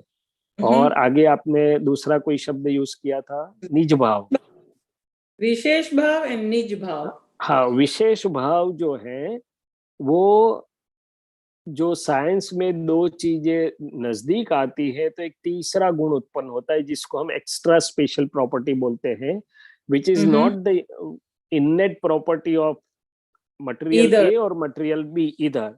सो जो आत्मा के भी मूल गुण नहीं है, पुद्गल के भी मूल गुण नहीं है, मगर दोनों के साथ में आने से जो खड़ा हुआ है उसका नाम है विशेष भाव या तो व्यतिरेक गुण। सो मैं शैलेश हूँ या तो मैं नामधारी हूँ, मैं कर रहा हूँ या कर रही हूँ, क्रोध मान माया लोभ ये सब जो है वो विशेष भाव के कारण खड़े हुए। और विशेष भाव है तो दो पुद्गल और चेतन दो नजदीक आए तो सामीप्य भाव से जो खड़े हो गए वो विशेष भाव या तो व्यतिरेक भाव है। पूरे ब्रह्मांड की जीव सृष्टि ये विशेष भाव का परिणाम है। और जब ज्ञानी मिलते हैं, स्वभाव का भान करवाते हैं, तो विभाव मैंने विशेष भाव से वापस स्वभाव में ले आते हैं। फिर धीरे धीरे पुराना विशेष भाव निकाल होता होता वो निकाली हो जाता है और फिर वो निशेष हो जाता है। सो विशेष भाव दो तत्व के साथ में आने से अज्ञान के कारण खड़ा हो गया, जिससे पूरी जन्म मरण जीव सृष्टि सब कुछ चल रहा है, कषाय सब वो विशेष भाव का परिणमन है। और निज भाव, अभी निज भाव जो है मैं हूँ, कहाँ हूँ? यदि मैं शैलेश हूँ तो मेरा निज भाव अज्ञान या भ्रांत दशा का होगा। यदि मैं शुद्धात्मा में हूँ तो मेरा निज भाव शुद्ध में होगा। सो निज भाव मैंने जीव की स्थिति कहाँ पर है, स्टेट ऑफ बीइंग। अज्ञान दशा में वो शुभाशुभ में होता है, ज्ञान होने के बाद वो शुद्ध में रह सकता है, मगर कोई बार शुद्ध में रहता है, कोई बार मिस आउट होता है। सो मुझे ये लगता है कि निज भाव मैंने मैं खुद कहाँ पर हूँ, कैसे हूँ, what is my state of inner being, उसके ऊपर से निज भाव पता चलता है। पहले अज्ञान में वो प्रकृति के साथ था, शुभाशुभ में था, अभी ज्ञान मिलने के बाद मैं शुद्धात्मा के स्वभाव के साथ जाने की उसकी पुरुषार्थ की क्रिया चल रही है। Okay. See, I knew there were some subtle meaning differences, they're not necessarily synonymous. Those kids are complaining about school, but I'm having to go back to school to learn this vocabulary. We all are in schools, but we are in Vitrag schools. Till moksha, till ultimate completion, Simandhar Swami के पास जब पूर्णता को पहुंचेंगे, वहां तक हम सब वितराग school में ही बैठे हैं, वितराग शाला में ही है, और वो आनंद वाली शाला है। क्या है तो ये निज भाव और स्वभाव पर से मुझे ये दादा भगवान की भी दशा की बात भी याद आ रही कि दादाजी बोलते थे कि गुरु पूर्णिमा, जन्म जयंती और ऐसे बड़े दिन को हम मूल दादा भगवान के साथ अभेद होते हैं, क्योंकि आओ ललिता जी, आओ शैलेश भाई, ऐसा कोई व्यवहार नहीं होता है। तो हम मूल दादा भगवान के साथ अभेद होते हैं। सत्संग करते हैं तब हमारा शुद्ध उपयोग होता है, मगर सत्संग का बोलने का उपचार है, इसलिए थोड़ा जन्म जयंती या गुरु पूर्णिमा से उपयोग थोड़ा नीचे होता है। मैंने निज भाव या तो स्टेट ऑफ बीइंग जो ज्ञानी पुरुष की 356 डिग्री वाली है, वो उस दिन से थोड़ी नीचे होती है। और जब व्यवहार की बात करते हैं तब हमें और भी थोड़ा नीचे आना पड़ता है, मगर इसीलिए हम व्यवहार की बात में ज्यादा रहते नहीं, वापस फिर शुद्धात्मा स्वभाव में चले जाते हैं। तो मुझे लगता है कि यहाँ ये निज भाव और स्वभाव, निज भाव मैंने पुरुषार्थ के अधीन जो खुद की स्टेट ऑफ बीइंग दशा चल रही है, जो परिवर्तनशील श्रेणी में है, चढ़ उतर भी हो सकती है, और स्वभाव तो स्वभाव ही है। करेक्ट, आत्मा इन इटसेल्फ। हाँ, इन इटसेल्फ, वो तो एब्सोल्यूट, वो स्वभाव तो स्वभाव ही है।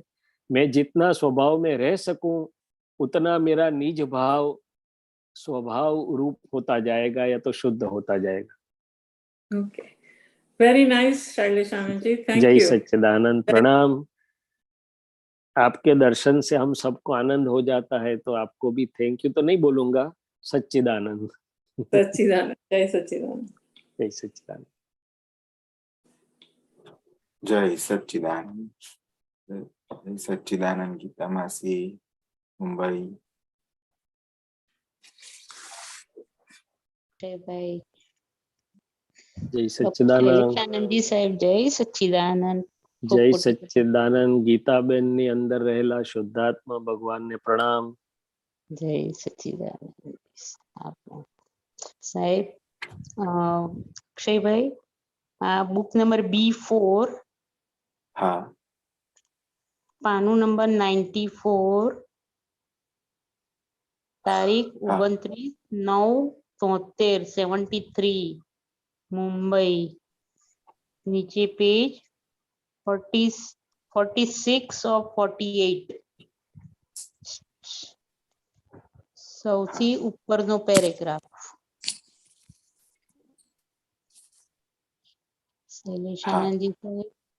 શૈલેષ આનંદજી સાહેબ, અહીંયા દાદા ભગવાન કહે છે કે ભગવાને શુદ્ધાત્માના તાતાને જ સહાયક સંકેત કહ્યું છે। તાતો જ ઉશ્કેરાટ લાવે ને શુંનું શુંય કરી નાખે। જેનો તાતો તૂટ્યો તેને અમે મુક્ત જ કહીએ છીએ। તંત તૂટ્યો તેને અમે સહાયક સંકેત કહીએ છીએ। તાતો જ વેર વધાર્યા કરે ને તાતો તૂટ્યો તો વેર ઘટાડ્યા જ કરે। આ એક જ વાક્યમાં બધું જ આવી ગયું। સાહેબ, આમાં આ સમજાવો ને પહેલી લીટી કે ભગવાને શુદ્ધાત્માના તાતાને જ સહાયક સંકેત કહ્યું છે।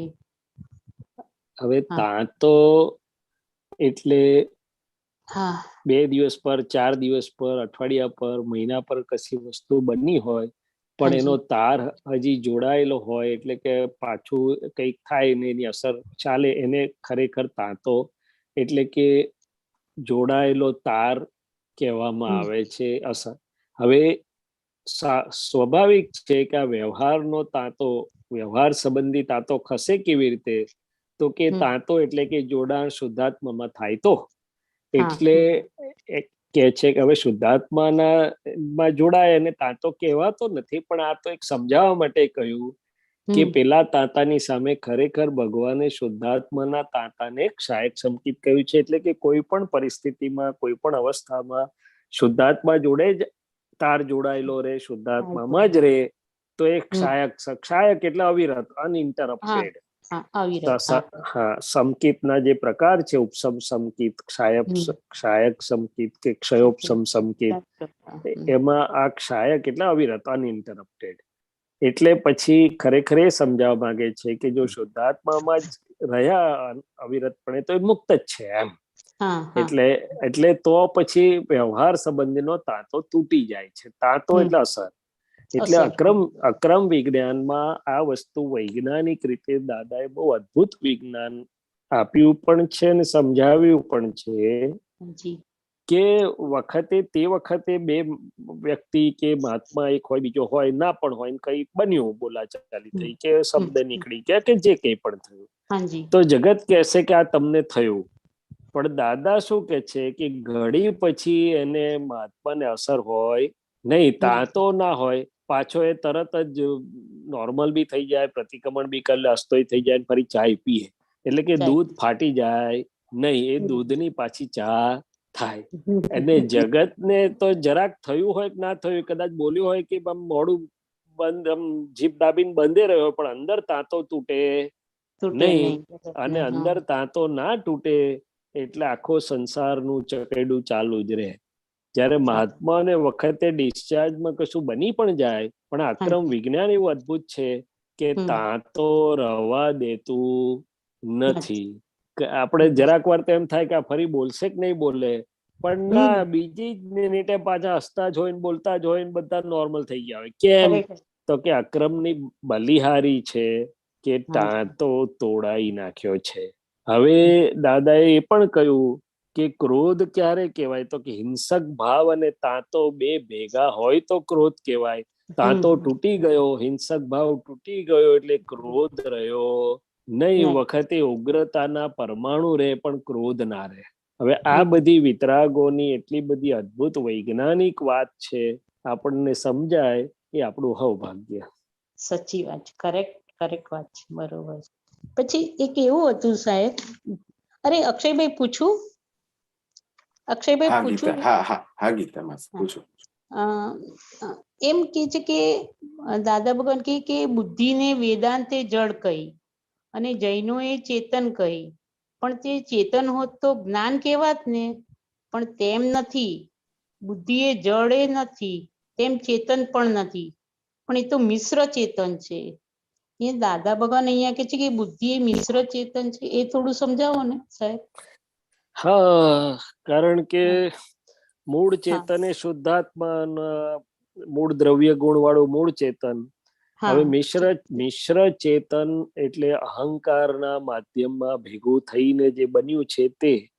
હવે લાગે છે ચેતન જેવું, પણ મૂળ ચેતન પણ નથી, ત્યારે જળ પણ નથી, એટલે અહંકારના માધ્યમમાંથી જાય. મિશ્ર ચેતન એટલે હું ને મારું જ્યાં ભેગું છે, અને સાદી ભાષામાં જે અહંકાર સહિત છે એ બધું મિશ્ર ચેતન કહેવાય. અને સજીવન અહંકાર છૂટો પડ્યા પછી જે રહે છે તે નિશ્ચેતન ચેતન સ્વરૂપ થાય છે. પણ મિશ્ર ચેતન એટલે વિશેષ ભાવ વાળી અવસ્થાઓમાંથી નિપજેલું તે. ચાલો, એટલે અત્યારે બુદ્ધિનો પ્રકાશ, બુદ્ધિ ક્યાં સુધી કહેવાય તો કે અહંકારના માધ્યમમાંથી આવે ત્યાં સુધી. અહંકાર ચાલ્યો ગયો તો એ જ્ઞાન સ્વરૂપ થઈ જાય છે, ડિરેક્ટ થઈ જાય છે. એટલે એને મિશ્ર ચેતન કહ્યું. શું કહ્યું? હા, એટલે મિશ્ર છે, બરોબર. બરોબર, આ સમજાતું નતું એટલે જરા પૂછાઈ ગયું. મૂળ ચેતનનું લાઈટ આપણે જેવું ફિલ્ટર હોય એવા ફિલ્ટર માંથી મૂળ પ્રકાશ હોય, લાલ ફિલ્ટર હોય તો લાલ થાય, લીલું હોય તો લીલું થાય. એવી રીતે જેવો અહંકાર એવો બુદ્ધિનો પ્રકાશ લાઈટ કામ કરે છે. માટે એ મિશ્ર ચેતનના ભાગમાં ગયું છે. શું જ ગયું છે? એટલે મિશ્ર ચેતનમાં છે. હા, આખો વિશેષ ભાવ વાળી પ્રકૃતિ, હું ને મારું વાળું બધું અહંકાર આખો પોતે જ મિશ્ર ચેતન અને ડિસ્ચાર્જ અહંકાર નિશ્ચેતન ચેતનમાં છે ને. બરોબર. હા, એટલા માટે. હા, ખ્યાલ આવ્યો. પછી એક જગ્યાએ દાદા ભગવાન કે છે કે કુદરતની ચીજો બધી લોન ઉપર છે, તો એને રીપે કરવું જ પડશે. અને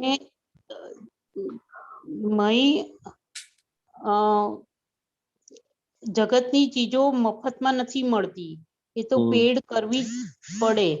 માટે એક પાઈ પણ બગાડવી ના જોઈએ, નહીં તો રીપે કરવી પડશે. મને દાદા ભગવાન કે છે મને 22મા વર્ષે મય અંદરથી જવાબ મળેલો કે તારે જે લેવું હોય તે લેજે, પણ એ રીપે કરવું જ પડશે. એટલે આપણે એનું પ્રતિક્રમણ કરીને રીપે કરવાનું, આપણે એ કેવી રીતે રીપે કરવાનું એ થોડું સમજાવો ને સાહેબ. આપણે જે કુદરતમાંથી લીધી હોય એ કુદરતની વસ્તુ નો ઉપયોગ કર્યો હોય એ સમજાવો ને સાહેબ. જો એક તો એ ફ્રી નથી એટલે શું કે છે કે પૂર્વે જે મહેનત કરેલું પુણ્ય ઉપાર્જન કરેલું એ ફી સ્વરૂપે ચૂકવાય ત્યારે કુદરતમાં આપણને વસ્તુ પ્રાપ્ત થાય. કારણ કે આપણે ટેન્ડરો ભરેલા, એ ટેન્ડર ના બદલામાં પુણ્ય વપરાય એ પ્રમાણે કુદરત ટેન્ડર પાસ કરે. કોઈએ ગાડી બંગલાનું ભર્યું અને કોઈએ હસબન્ડ વાઈફ નું ભર્યું ને કોઈએ પદ પ્રતિષ્ઠાનું ભર્યું ને થોડું ઘણું વધ્યું તે ધર્મનું ભર્યું. એટલે એક તો કોસ્ટ ચૂકવાયા પછી જ કુદરત ફી ભરી પહેલા જ લઈ લે છે કુદરત, પછી વસ્તુ આપે છે આમ જોવા જઈએ તો. બીજી વસ્તુ કે જે કંઈ પણ આપણે વિશેષ ભાવે ઉપભોગમાં લીધું, સહજ મિલાસો દૂધ બરાબર, માગ લિયાસો પાણી, ખીચ લિયાસો રક્ત બરાબર. આ મન વાણી કાયા પોતે જેલ જ છે, પેમેન્ટ જ છે. કારણ કે પરમાણુ ગ્રહણ કરેલા એટલે એને નભાવવા માટે કુદરત આપશે. એમાં જે જીવન નિર્વાહની ચીજો છે, જ્ઞાનીઓ જરૂરિયાત પૂરતું જ ઉદાસીન ભાવે લે, એટલે કે મન વાણી કાયા એમના ઉદાસીન ભાવે લે. એમને તો લેવું છે એવું પણ ના હોય, છતાંય એનું પેમેન્ટ એટલે કે એના અમુક ટકા કપાય અથવા તો અમુક ટકાનો ભોગવટ આવે. હવે ત્રીજું ખરેખર રીપેમેન્ટ એ શું છે? તો કે અત્યારે ઉનાળો હમણાં જ હવે પૂરો થવામાં છે, પણ ઉનાળો હતો અને એસી ની ઠંડક આપણે મજા કરી કે દુઃખને બગાડ્યું. હવે જે દિવસે એસી ના હોય તે દિવસે આપણી દશા શું થાય? અથવા એસી માં જે રહ્યા અને જ્યારે વાતાવરણ બદલાય ત્યારે શરીરમાં જે ફેરફારો થાય અને શરીરમાં કઈ રોગે થાય, સાંધોય દુખે ને કેળોય દુખે, ના હોય તારે ધમાલે કરે શરીર, એ બધું રીપેમેન્ટ છે. શું છે? એટલે એટલે કે એ ન હોય તારે બી, અને હોય તો પણ એની જે અસરો પડી અને એ મન વાણી કાયામાંથી જે ભોગવાય છે, ખાસ તો માનસિક, દૈહિક, વાચિક ભોગવટા સ્વરૂપે એ બધું રીપેમેન્ટ થાય છે. શું થાય છે? હા, એટલે રીપેમેન્ટ તો બહુ ઊંડો શબ્દ છે. શું છે? હવે હા, ગળ્યું બહુ ભાવતું હોય ને બરોબર ખા કર્યું હોય અને પછી કાં તો વજન વધી જાય, કાં તો ડાયાબિટીસ ભય આવી જાય, અને પછી શું રીપેમેન્ટ આવે? તો કે રીપેમેન્ટ કરવું પડે. એટલે કોઈ પણ પરમાણુ રીપેમેન્ટ એટલે કે એની અસર વગરનું નથી, એમ કહેવા માંગે છે. એ અસરો જે ઊભી થાય છે એ રીપેમેન્ટ છે. એ પછી નાની હોય, મોટી હોય, પોઝિટિવ હોય કે નેગેટિવ હોય. અને આમ જુઓ તો કશું મફત છે નહીં. એટલે દાદા ભગવાન કહેતા હતા કે અમે તમારું 95% પુણ્ય ધર્મ ખાતે વાપરેલું, 5% સંસાર ખાતે વાપરેલું, તમે 95% સંસાર ખાતે વાપર્યું. હવે આપણે કહીશું કે એમાં શું નુકસાન થયું ભાઈ? અને તોય તો દાદા તો મળ્યા કે હા, પણ સંસારમાં જે કંટાળો આવે છે, જે બોજો વેંઢારવો પડ્યો, જે માર ખાવો પડ્યો, એ રીપેમેન્ટ કોને યાદ છે? એ તો મોહ, એટલે માર ખાઈ ખાઈને ભૂલી જવું, એનું નામ મોહ કે છે. શું છે? એટલે આવું બધું છે. અને જુવાનીમાં દેહને ફટવ્યો હોય તો કે અમુક ટાઈમ થાય એટલે એનું રીપેમેન્ટ આવે. દેહમાં બધો ટોક્સિન ને કચરો ભેગો થઈ ગયો હોય તે કાં તો કેન્સર લાવે, કાં તો હાડકું બગાડે, કાં તો હાર્ટ એટેક લાવે, કઈ ને કઈ કરે. એટલે રીપેમેન્ટ તો અનેક પ્રકારે આવે. શું આવે? એક પ્રકારે ના આવે. માટે કે છે ચેતીને ઉપયોગ પૂર્વક રહો, એમ કહેવા માંગે છે. અને આ તો સ્થૂળ વાત કરી. આપણી વાણીના ઉપયોગે આપણે કેવા કેવા પ્રકારે કરેલા હોય તેનું રીપેમેન્ટ આવે, અને મને બગાડ્યા હોય તેનું રીપેમેન્ટ આવે. એટલે દરેક કોઈ બી ઇન્દ્રિયને જુદી રીતે વાપરી હોય તો તે રીપેમેન્ટ આવે. શું આવે? એનું રીપેમેન્ટ આવે જ. બધી જ રીતે આવે. તો એટલે એના કરતા શુદ્ધાત્મા થઈને છૂટો હવે કે છે. હાજી સાહેબ, બરોબર છે. જય સચ્ચિદાનંદ. શૈલેષાનંદજી સાહેબ, બહુ સુંદર સમજ મળી, બહુ સુંદર સમજ. મને જ સમજ મળે છે. આપ પૂછો છો તો દાદા ભગવાન જે અંદર સમજાવે છે થોડું થોડું, તે થોડી સમજણ પડે છે. શું પડે છે?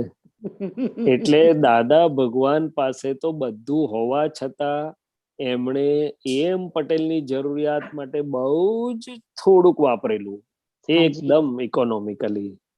શું આપણે બધું જ હતું એમની પાસે, પણ પોતાના ફાઇલ એક માટે બહુ જ થોડુંક વાપર્યું. બરોબર. બેર મિનિમમ જેને કહેવામાં આવે, બેર મિનિમમ. ઓહો. અને તીર્થંકર ભગવંતો તો કેટલું હોય, દુનિયાભરમાં સૌથી વધુ સાહેબી વ્યવહાર રિલેટિવ પણ એમને જન્મથી પ્રાપ્ત હોય તે વોરાઈ દે અને નીકળી પડે.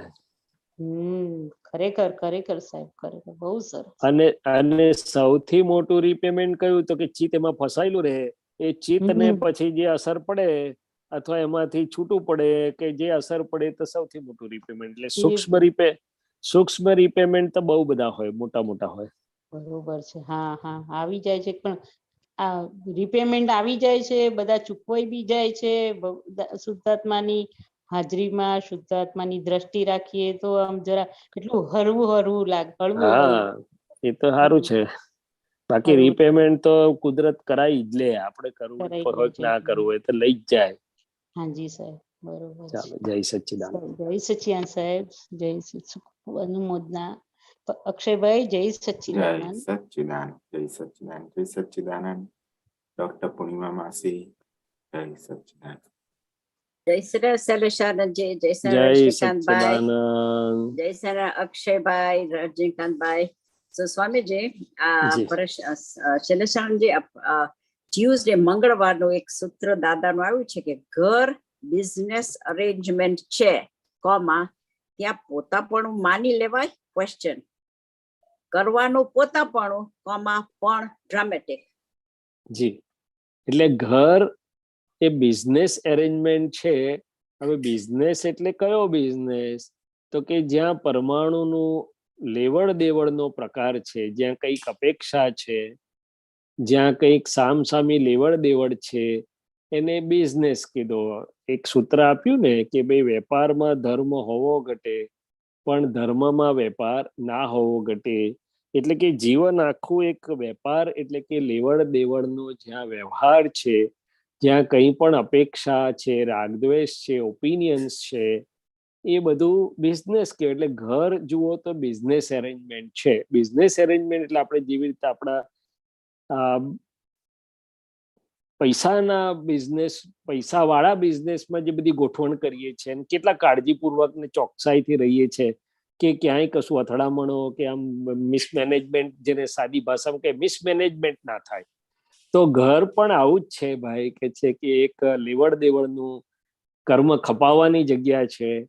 તો પછી ત્યાં બિઝનેસ એટલે કે લેવડ દેવડ નહીં, જેવી રીતે ચોકસાઈની ગોઠવણ હોય એ રીતે રાખો, પણ ત્યાં પોતાપણું માની લેવાય. એટલે કે આ મારું જ છે, મારે જ કરવાનું છે. મમતા વાળો જે ભાગ છે અને અહંકાર અને મમતા વાળું માનાય ખરું ત્યાં, એમ. એટલે આ જ એક બહુ મોટી ભૂલ થાય છે કે all these relatives are temporary adjustments and real is permanent, એવું દાદાએ કહી દીધું. અને આપણે સમજવામાં આપણે સમજાય, પણ જ્યારે બધો વ્યવહાર ચાલ્યા કરે છે આખો વખત, ત્યાં આવું રહેતું નથી કે ભાઈ આમાં હુંય નથી અને આ મારુંય નથી. આ તો એક ચાલી રહેલો નિકાલી ડ્રામા છે, એવું રહેતું નથી. એવું રહેતું હોત તો બોજો જ ના રહેત. પણ આ તો બોજોય રે, અસરોય થાય, બધુંય થાય. ફાઇલ બધાય મહાત્મા કે નજીકની ફાઇલોનો નિકાલ કરવાનું બહુ ભારે લાગે છે. નજીકની ફાઇલોમાં શુદ્ધાત્મા દેખાતા નથી. પણ કેમ નથી દેખાતા? તો કે એમાં હજી ડિસ્ચાર્જ મમતા, ડિસ્ચાર્જ ઈગો, એ બધું જતું રહેતું નથી. એટલે કે એને રિયલ માની લેવાય છે હજી. અને દાદા કે અમે તો સમજી ગયેલા, એટલે અમે આ રીતે રહીએ. એટલે બધું કરવાનું, પણ ડ્રામેટિક નો તો બહુ પાછો સમજવા જેવું છે. મને તો હજી પૂરું સમજાયું નથી. પણ પૂર્ણિમાબેન એકવાર શૈલેષભાઈએ શરૂના 2-3 વર્ષમાં જ દાદા ભગવાનને પૂછ્યું. ક્લિનિક થી આવીને બેઠેલા, સત્સંગ એપાર્ટમેન્ટમાં દાદા બેઠા હતા, તે શૈલેષભાઈએ પૂછ્યું કે દાદા તમે ડ્રામેટિક રહેવાનું કહો છો વ્યવહારમાં, પણ આ શૈલેષભાઈ તો દવાખાનામાં જાય તો રિયલ જ થઈ જાય, નહીં તો ઇન્વોલ્વ ના થાય તો પેશન્ટની ટ્રીટમેન્ટ પણ બરોબર થતી નથી. તો આને કેવી રીતે સમજવું ડ્રામેટિક? એમ જરા કન્ફ્યુઝન હતું, જેન્યુન કન્ફ્યુઝન હતું. એટલે દાદાએ કહ્યું કે ભાઈ તું અત્યારે દવાખાનેથી અહીં આવ્યો છે તો તને દવાખાનું યાદ આયા કરે છે? તો મેં કહ્યું ના દાદા, જરા યાદ નથી આવતું, અત્યારે તો આપના સિવાય બીજું કશું યાદ નથી, સ્મૃતિ વિસ્મૃત જ છે જગત. તો કે આનું નામ ડ્રામેટિક. એટલે કે અવસ્થા કે પરિસ્થિતિ સામે હોય ત્યારે સિન્સિયરલી નિકાલ કરી દીધો, એ પૂરું થઈ ગયું, પછી એમાં ચીતે નહીં ને અસરે નહીં એમ. તો કે આ ડ્રામેટિક. એટલે આ હવે ડ્રામેટિકમાં કોણ નડે છે નથી રહી શકવામાં? દાદાએ બે બહુ સુંદર શબ્દ આપેલા વ્યવહાર માટે, 3: નિકાલી, સુપરફ્લુઅસ અને ડ્રામેટિક. બરોબર. હવે આ ત્રણેય શબ્દ આખું બહુ જ ઉપયોગપૂર્વક અંદર એ કરવા જેવા છે કે નિકાલી છે, સુપરફ્લુઅસ રહેવાનું અને ડ્રામેટિક રહેવાનું એમ. તો કે આ ફાઇલ નંબર 1 ને કહેવાનું કે આ બધી બની રહેલી છે એમાં તમારે આ નિકાલીમાં ડ્રામેટિક એટલે કે રહો, શાંતિથી રહો, બધું સિન્સિયરલી તમારા ભાગે આવે કરો, પણ all these are temporary adjustments and arrangements એમ. એટલે આખો વ્યવહાર સમજાવે છે આ. અને વ્યવહારમાં આપણે બધા કેવી રીતે રહી શકીએ કે અસરો ના થાય, ફાઇલોમાં સરળતા રહે, અંદર આપણી જ ફાઇલ એક આપણને પજવે નહીં, why to me and why not and કેમ સમજતા નથી ને કેમ આમ થાય છે ને કેમ મારી જોડે હિસાબ આવા છે ને એવું બધું ના થાય. એટલે આ સમજી જાય તો બધો વ્યવહાર આખો હળવો થઈ જાય.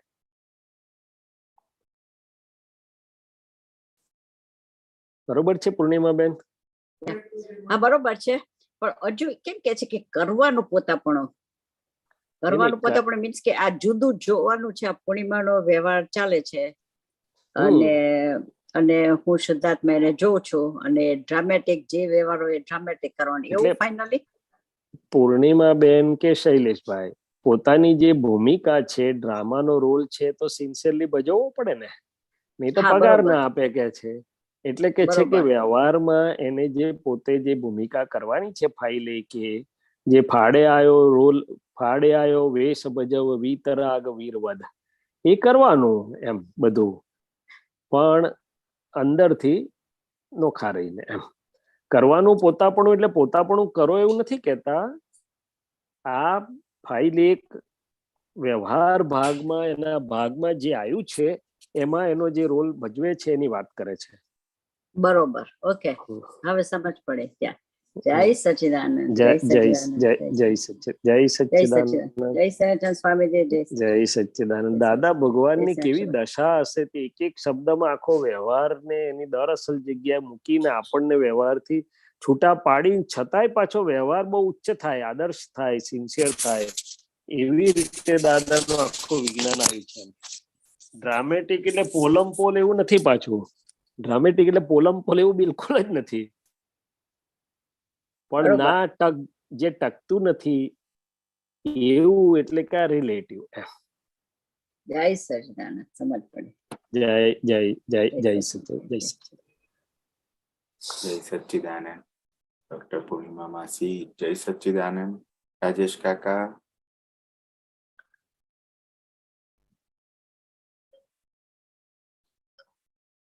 જય સચ્ચિદાનંદ. રાજેશ કાકા મુંબઈ,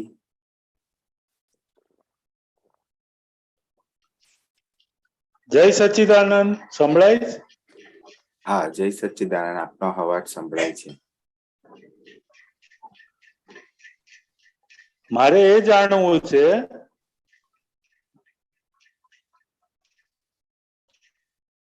હા રાજેશ કાકા બોલો, આપનો પ્રશ્ન સંભળાય છે. જાણવું છે કે સત્સંગમાં એવું સાંભળ્યું છે ઊંઘી જવું એટલે આત્માને કોથળામાં પૂર્યા બરાબર મોં બંધ કરી. તો આ બાબતના સંદર્ભથી દિવ્યાંગ વ્યક્તિઓ, જેમ ખાસ કરીને અંધ વ્યક્તિ, તો એના સ્ટેટસ વિશે સમજવું છે, એનો પુરુષાર્થ વિશે જરા વાત સમજવી છે. રાજેશભાઈ, પહેલા તો આપણે આપણી વાત સમજીએ, પછી ચોક્કસ એ લોકોની વાત કરીએ. એટલે આપણે મહાત્મા થયા, શુદ્ધાત્મા દ્રષ્ટિ પ્રાપ્ત થઈ છે. એ શુદ્ધાત્મા દ્રષ્ટિ નિરંતર આપણને જાગૃત રાખે એવી છે, છતાંય પણ આપણે બધાય આ પતંગને હજી ઢીલો મૂકી દઈએ છે કે નથી મૂકી દેતા? આખા દિવસમાં કેટલો વખત આપણને હું શુદ્ધાત્મા છું, આ મન વાચન કાયનો જ્ઞાતા દ્રષ્ટા માત્ર છું એવું રહે છે. અને આ કેરીની સિઝન હોય, મસ્ત મજાનો રસ પીધો, પછી ઊંઘી જાય તો નસકોરા બોલે એટલે લાકડું જ થઈ ગયું હોય કે છે. રાત્રે જો બરોબર શ્રીખંડપુરી ખાઈ અને ના ખાધા હોય તોય ઊંઘી જાય છે. હવે દાદા ભગવાન તો કે છે કે હું શુદ્ધાત્મા છું, શુદ્ધાત્મા છું કરતા કરતા સુઈ જાઓ, તે આખી રાત પાણી પડતું રહે એટલે દેહ ઊંઘે પણ અમે જાગતા હોઈએ કે છે, એવું બોલતા હતા. અને એવું રહી શકાય, પણ આપણે મહાત્માઓ તો એવું ક્યાં આપણને એટલું બધું. એટલે આટલું પ્રાપ્તિ હોવા છતાં આપણો આત્મા કોથળામાં પુરાવો એટલે શું? તો કે આવરણ ની અસરમાં આવવું, અને આવરણો હોય ત્યારે જ આટલી બધી વધારે ઊંઘ આવે. નહીં તો દાદા કે છે દેહને તો થોડીક ઊંઘ પૂરતી થઈ જાય, 2.5, 3, 4 કલાક તો બહુ થઈ ગયા, દેહ તો જાગી જ જાય. પણ આ તો અહંકારનો થાક છે, કર્યાનો થાક છે, સાયકોલોજી છે, ખોરાકનો દારૂ છે, અને અંદર બધો કચરો છે, બધું ભેગું થઈને આપણને મસ્ત મજાનું ઊંઘમાં લાવે. એટલે કે આત્મા પર એટલો વખત એટલા સમય દરમિયાન આવરણ વાળી દશા થઈ, એટલે કે જાગૃત ના રહ્યો સારી રીતે, એમ કહેવા માંગે છે. હવે તમે જે વાત કરી અંધ હોય કે દિવ્યાંગ હોય, તો કોઈ પણ ઇન્દ્રિયો કે દેહના અંગોમાં ખામી હોવી એ એક જાતનું કર્મના ઉદયના ભાગમાં આવરણો છે. જ્ઞાનાવરણ છે ત્યારે દ્રષ્ટિ પર આવરણ આવે, કાન કર્ણ પર આવરણ આવે, એટલે એટલો ભાગમાં થોડુંક આવરાયેલું રહે. પરંતુ એ આવરણ હવે અંધ વ્યક્તિને જોશો તો બીજી જગ્યાએ એમની શક્તિઓ સારી એવી ખીલેલી હોય, ખુલેલી હોય, એટલે બીજે પાછા જાગૃત પણ હોઈ શકે છે. પરંતુ છેવટે સરવાળે જ્યારે વિતરાગ પરિપૂર્ણતાનું વાત આવે ત્યારે દેહના બધા અંગો સુંદર હોવા જોઈએ. એટલે કે ક્યાંય પણ કર્મનો એવો મેલ ના હોવો જોઈએ કે જ્ઞાનેન્દ્રિયો કે કર્મેન્દ્રિયો પર આવરણ આવે. પણ એ તો બહારની વાત છે. મૂળ આવરણ આંતરિક આવરણની વાત છે કે આપણા શુદ્ધાત્માની દ્રષ્ટિ ઉપર, આપણા પ્રજ્ઞ પ્રકાશ ઉપર, આપણા સમ્યક અજવાળા ઉપર ક્યાંય પણ આવરણ આવવું જોઈએ નહીં. અને દાદા કહેતા હતા જેમ જેમ જાગૃતિ વધે, દોષો વધારે દેખાતા જાય, ચોખ્ખા થતા જાય, પ્રતિક્રમણ થતા જાય, તેમ તેમ ખોરાક ઘટતો જાય, જાગૃતિ વધતી જાય ને ઊંઘ પણ ઘટતી જાય.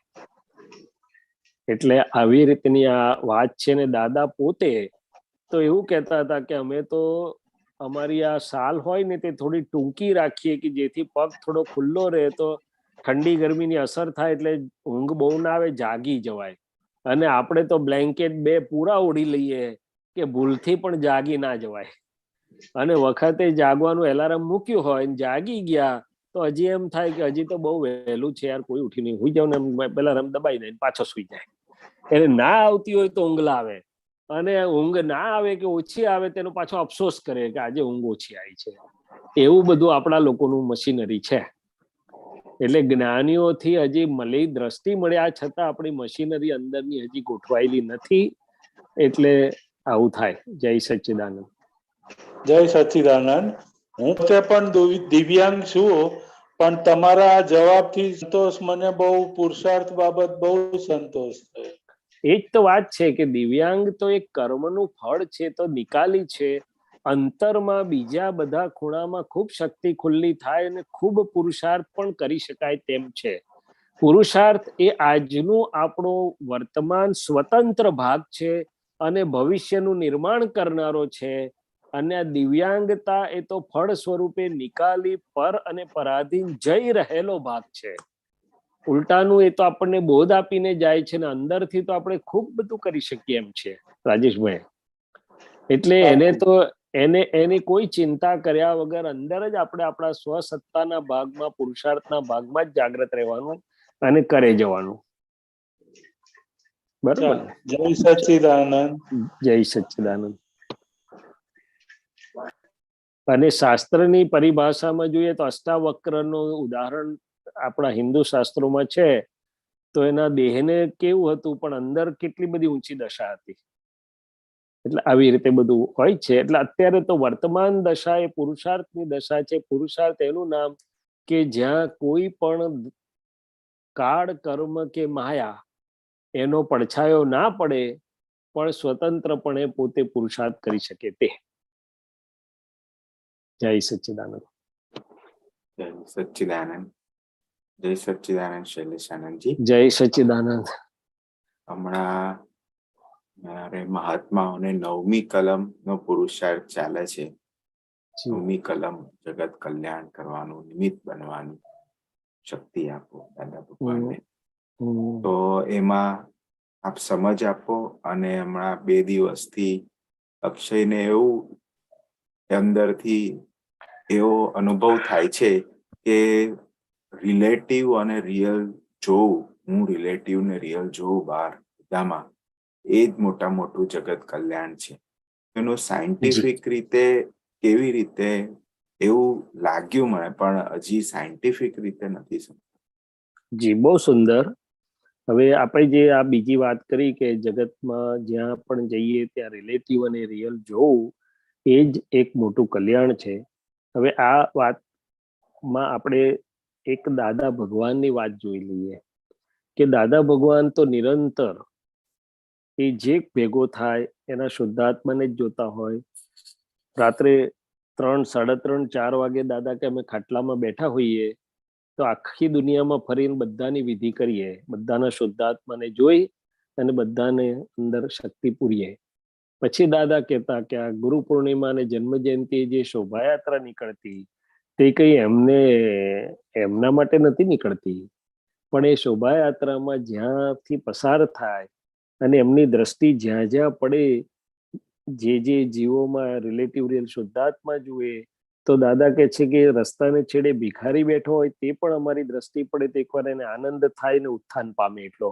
કારણ કે આવરણ ભેદીને એના શુદ્ધાત્માને સ્પર્શે એટલો વખત એના આવરણો ખસે, કર્મો હળવા થાય અને શુદ્ધાત્માનો આનંદ ભલે થોડો અને સમજાય ના સમજાય પણ પ્રગટ થાય. એટલે મહાત્માઓને જો મોટામાં મોટી સેવા કરી શકતા હોય, મોટામાં મોટું કલ્યાણનું સાધન જો મહાત્મા પાસે હોય તો અંદરનો આ શુદ્ધ ઉપયોગ છે. આખી દુનિયામાં બીજા કોઈ આ શુદ્ધાત્મા દ્રષ્ટિથી શુદ્ધાત્મા ના જોઈ શકે, મદદ બધી કરી શકે, હેલ્પ કરી શકે, ચેરિટી કરી શકે, પણ આ શુદ્ધાત્મા ના જોઈ શકે.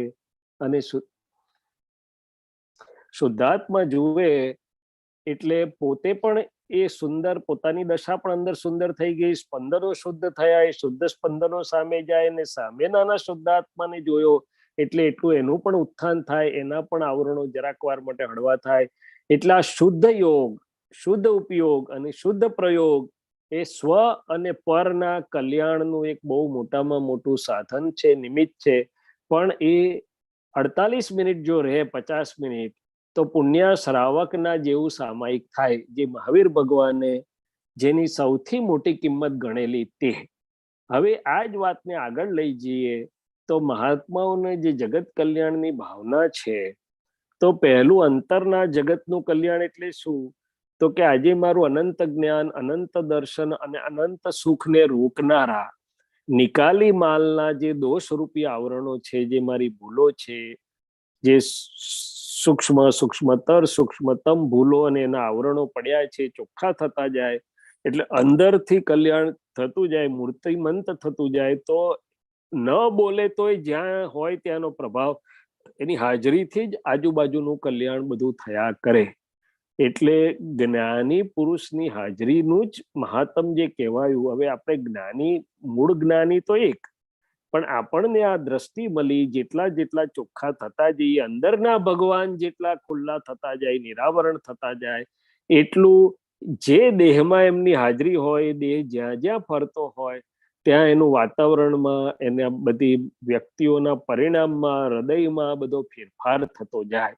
એટલે આ વિતરાગ કલ્યાણનો માર્ગ દાદા કે છે કલ્યાણ સ્વરૂપ થવાનું છે, કલ્યાણ કરવા જવાનું નથી. હવે કલ્યાણ સ્વરૂપ થવું એટલે વ્યવહાર રિલેટિવમાં ભૂલો અને કચરો બધો ધોવાતો શુદ્ધિકરણ થતો જાય અને રિયલમાં શુદ્ધ ઉપયોગ ને સ્વભાવ દશા વધતી જાય.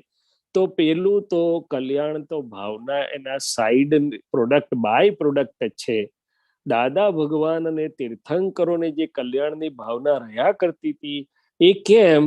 તો કે અંદર પરમાત્માનો એટલો બધો આનંદ અને સુખ ખુલ્લું થઈ ગયું કે પછી શેષ કશું રહ્યું નહીં માને દૂધ જ એટલું આવતું હોય તો પછી એને ધવડાવવાની ભાવના કરવી ના પડે, રહ્યા જ કરે.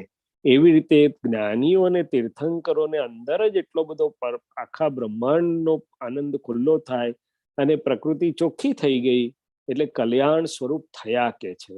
હવે મહાત્માઓ જેમ જેમ આગળ વધે, જેમ જેમ વ્યવહારનો રિલેટિવ મનવાણી કાયનો ભાગ ચોખ્ખો થતો જાય, શુદ્ધાત્માની દશા વધતી જાય, એમ કલ્યાણ સ્વરૂપ થતા જાય. અને આપે કહ્યું એમ શુદ્ધાત્મા થઈને શુદ્ધાત્મા જોવાની દાદા દ્રષ્ટિ આપો ને, એટલે એ તો બહુ મોટું એક પ્રયોગ છે, સૂક્ષ્મ પ્રયોગ છે કલ્યાણ માટેનો.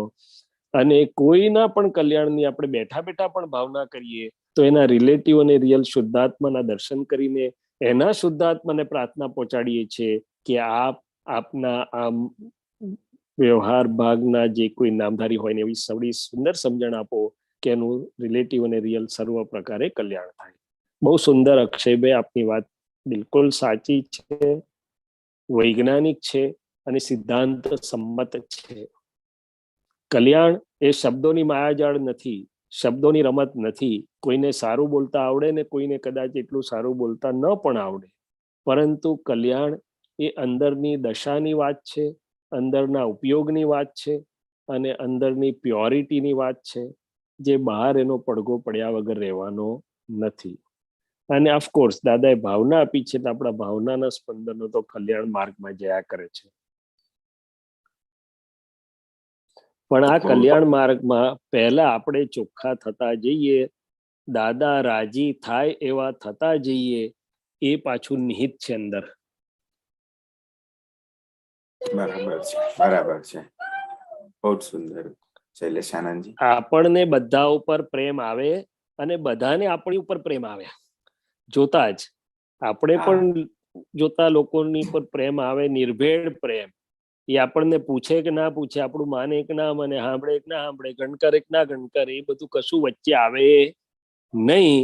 એ પૂતગલ કશું આવે જ નહીં. પણ એક પક્ષી આપણને પ્રેમ ઉભરાયા કરે ક્યારે? તો કે એના શુદ્ધાત્માને આપણને દેખાયા કરતો હોય ત્યારે. અને તો એને પણ આપણી ઉપર પ્રેમ આયા કરે. શું કર્યા કરે? કારણ કે પ્રેમ વગર કલ્યાણ માર્ગ આગળ ચાલે એવો છે નહીં. પણ એ કયો પ્રેમ? તો કે પૂતગલની અસરોથી મુક્ત, અનકન્ડિશનલ, શુદ્ધ પ્રેમ. બરાબર, સુંદર. આપણે સમય થયો છે તો આપ ત્રિમંત્ર બોલાવજો. દિવ્યાબેન ફોલો કરશે.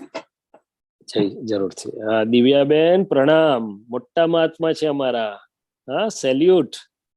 નમો વિતરાગાય, નમો વિતરાગાય, નમો અરિહંતાણમ, નમો અરિહંતાણમ, નમો સિદ્ધાણમ, નમો સિદ્ધાણમ, નમો આયરિયાણમ, નમો આયરિયાણમ, નમો વજ્જાયાણમ, નમો વજ્જાયાણમ, નમો લોય સૌ સાહુણમ, નમો લોય સૌ સાહુણમ, એસો પંચન મુક્કારો, એસો પંચન મુક્કારો, સૌ પાવપણાસનો, સૌ પાવપણાસણો, મંગલાણંચ સૌવેસિમ, મંગલાણં ચ સૌવેસિમ, પડમમ હવૈ મંગલમ, પડમમ હવૈ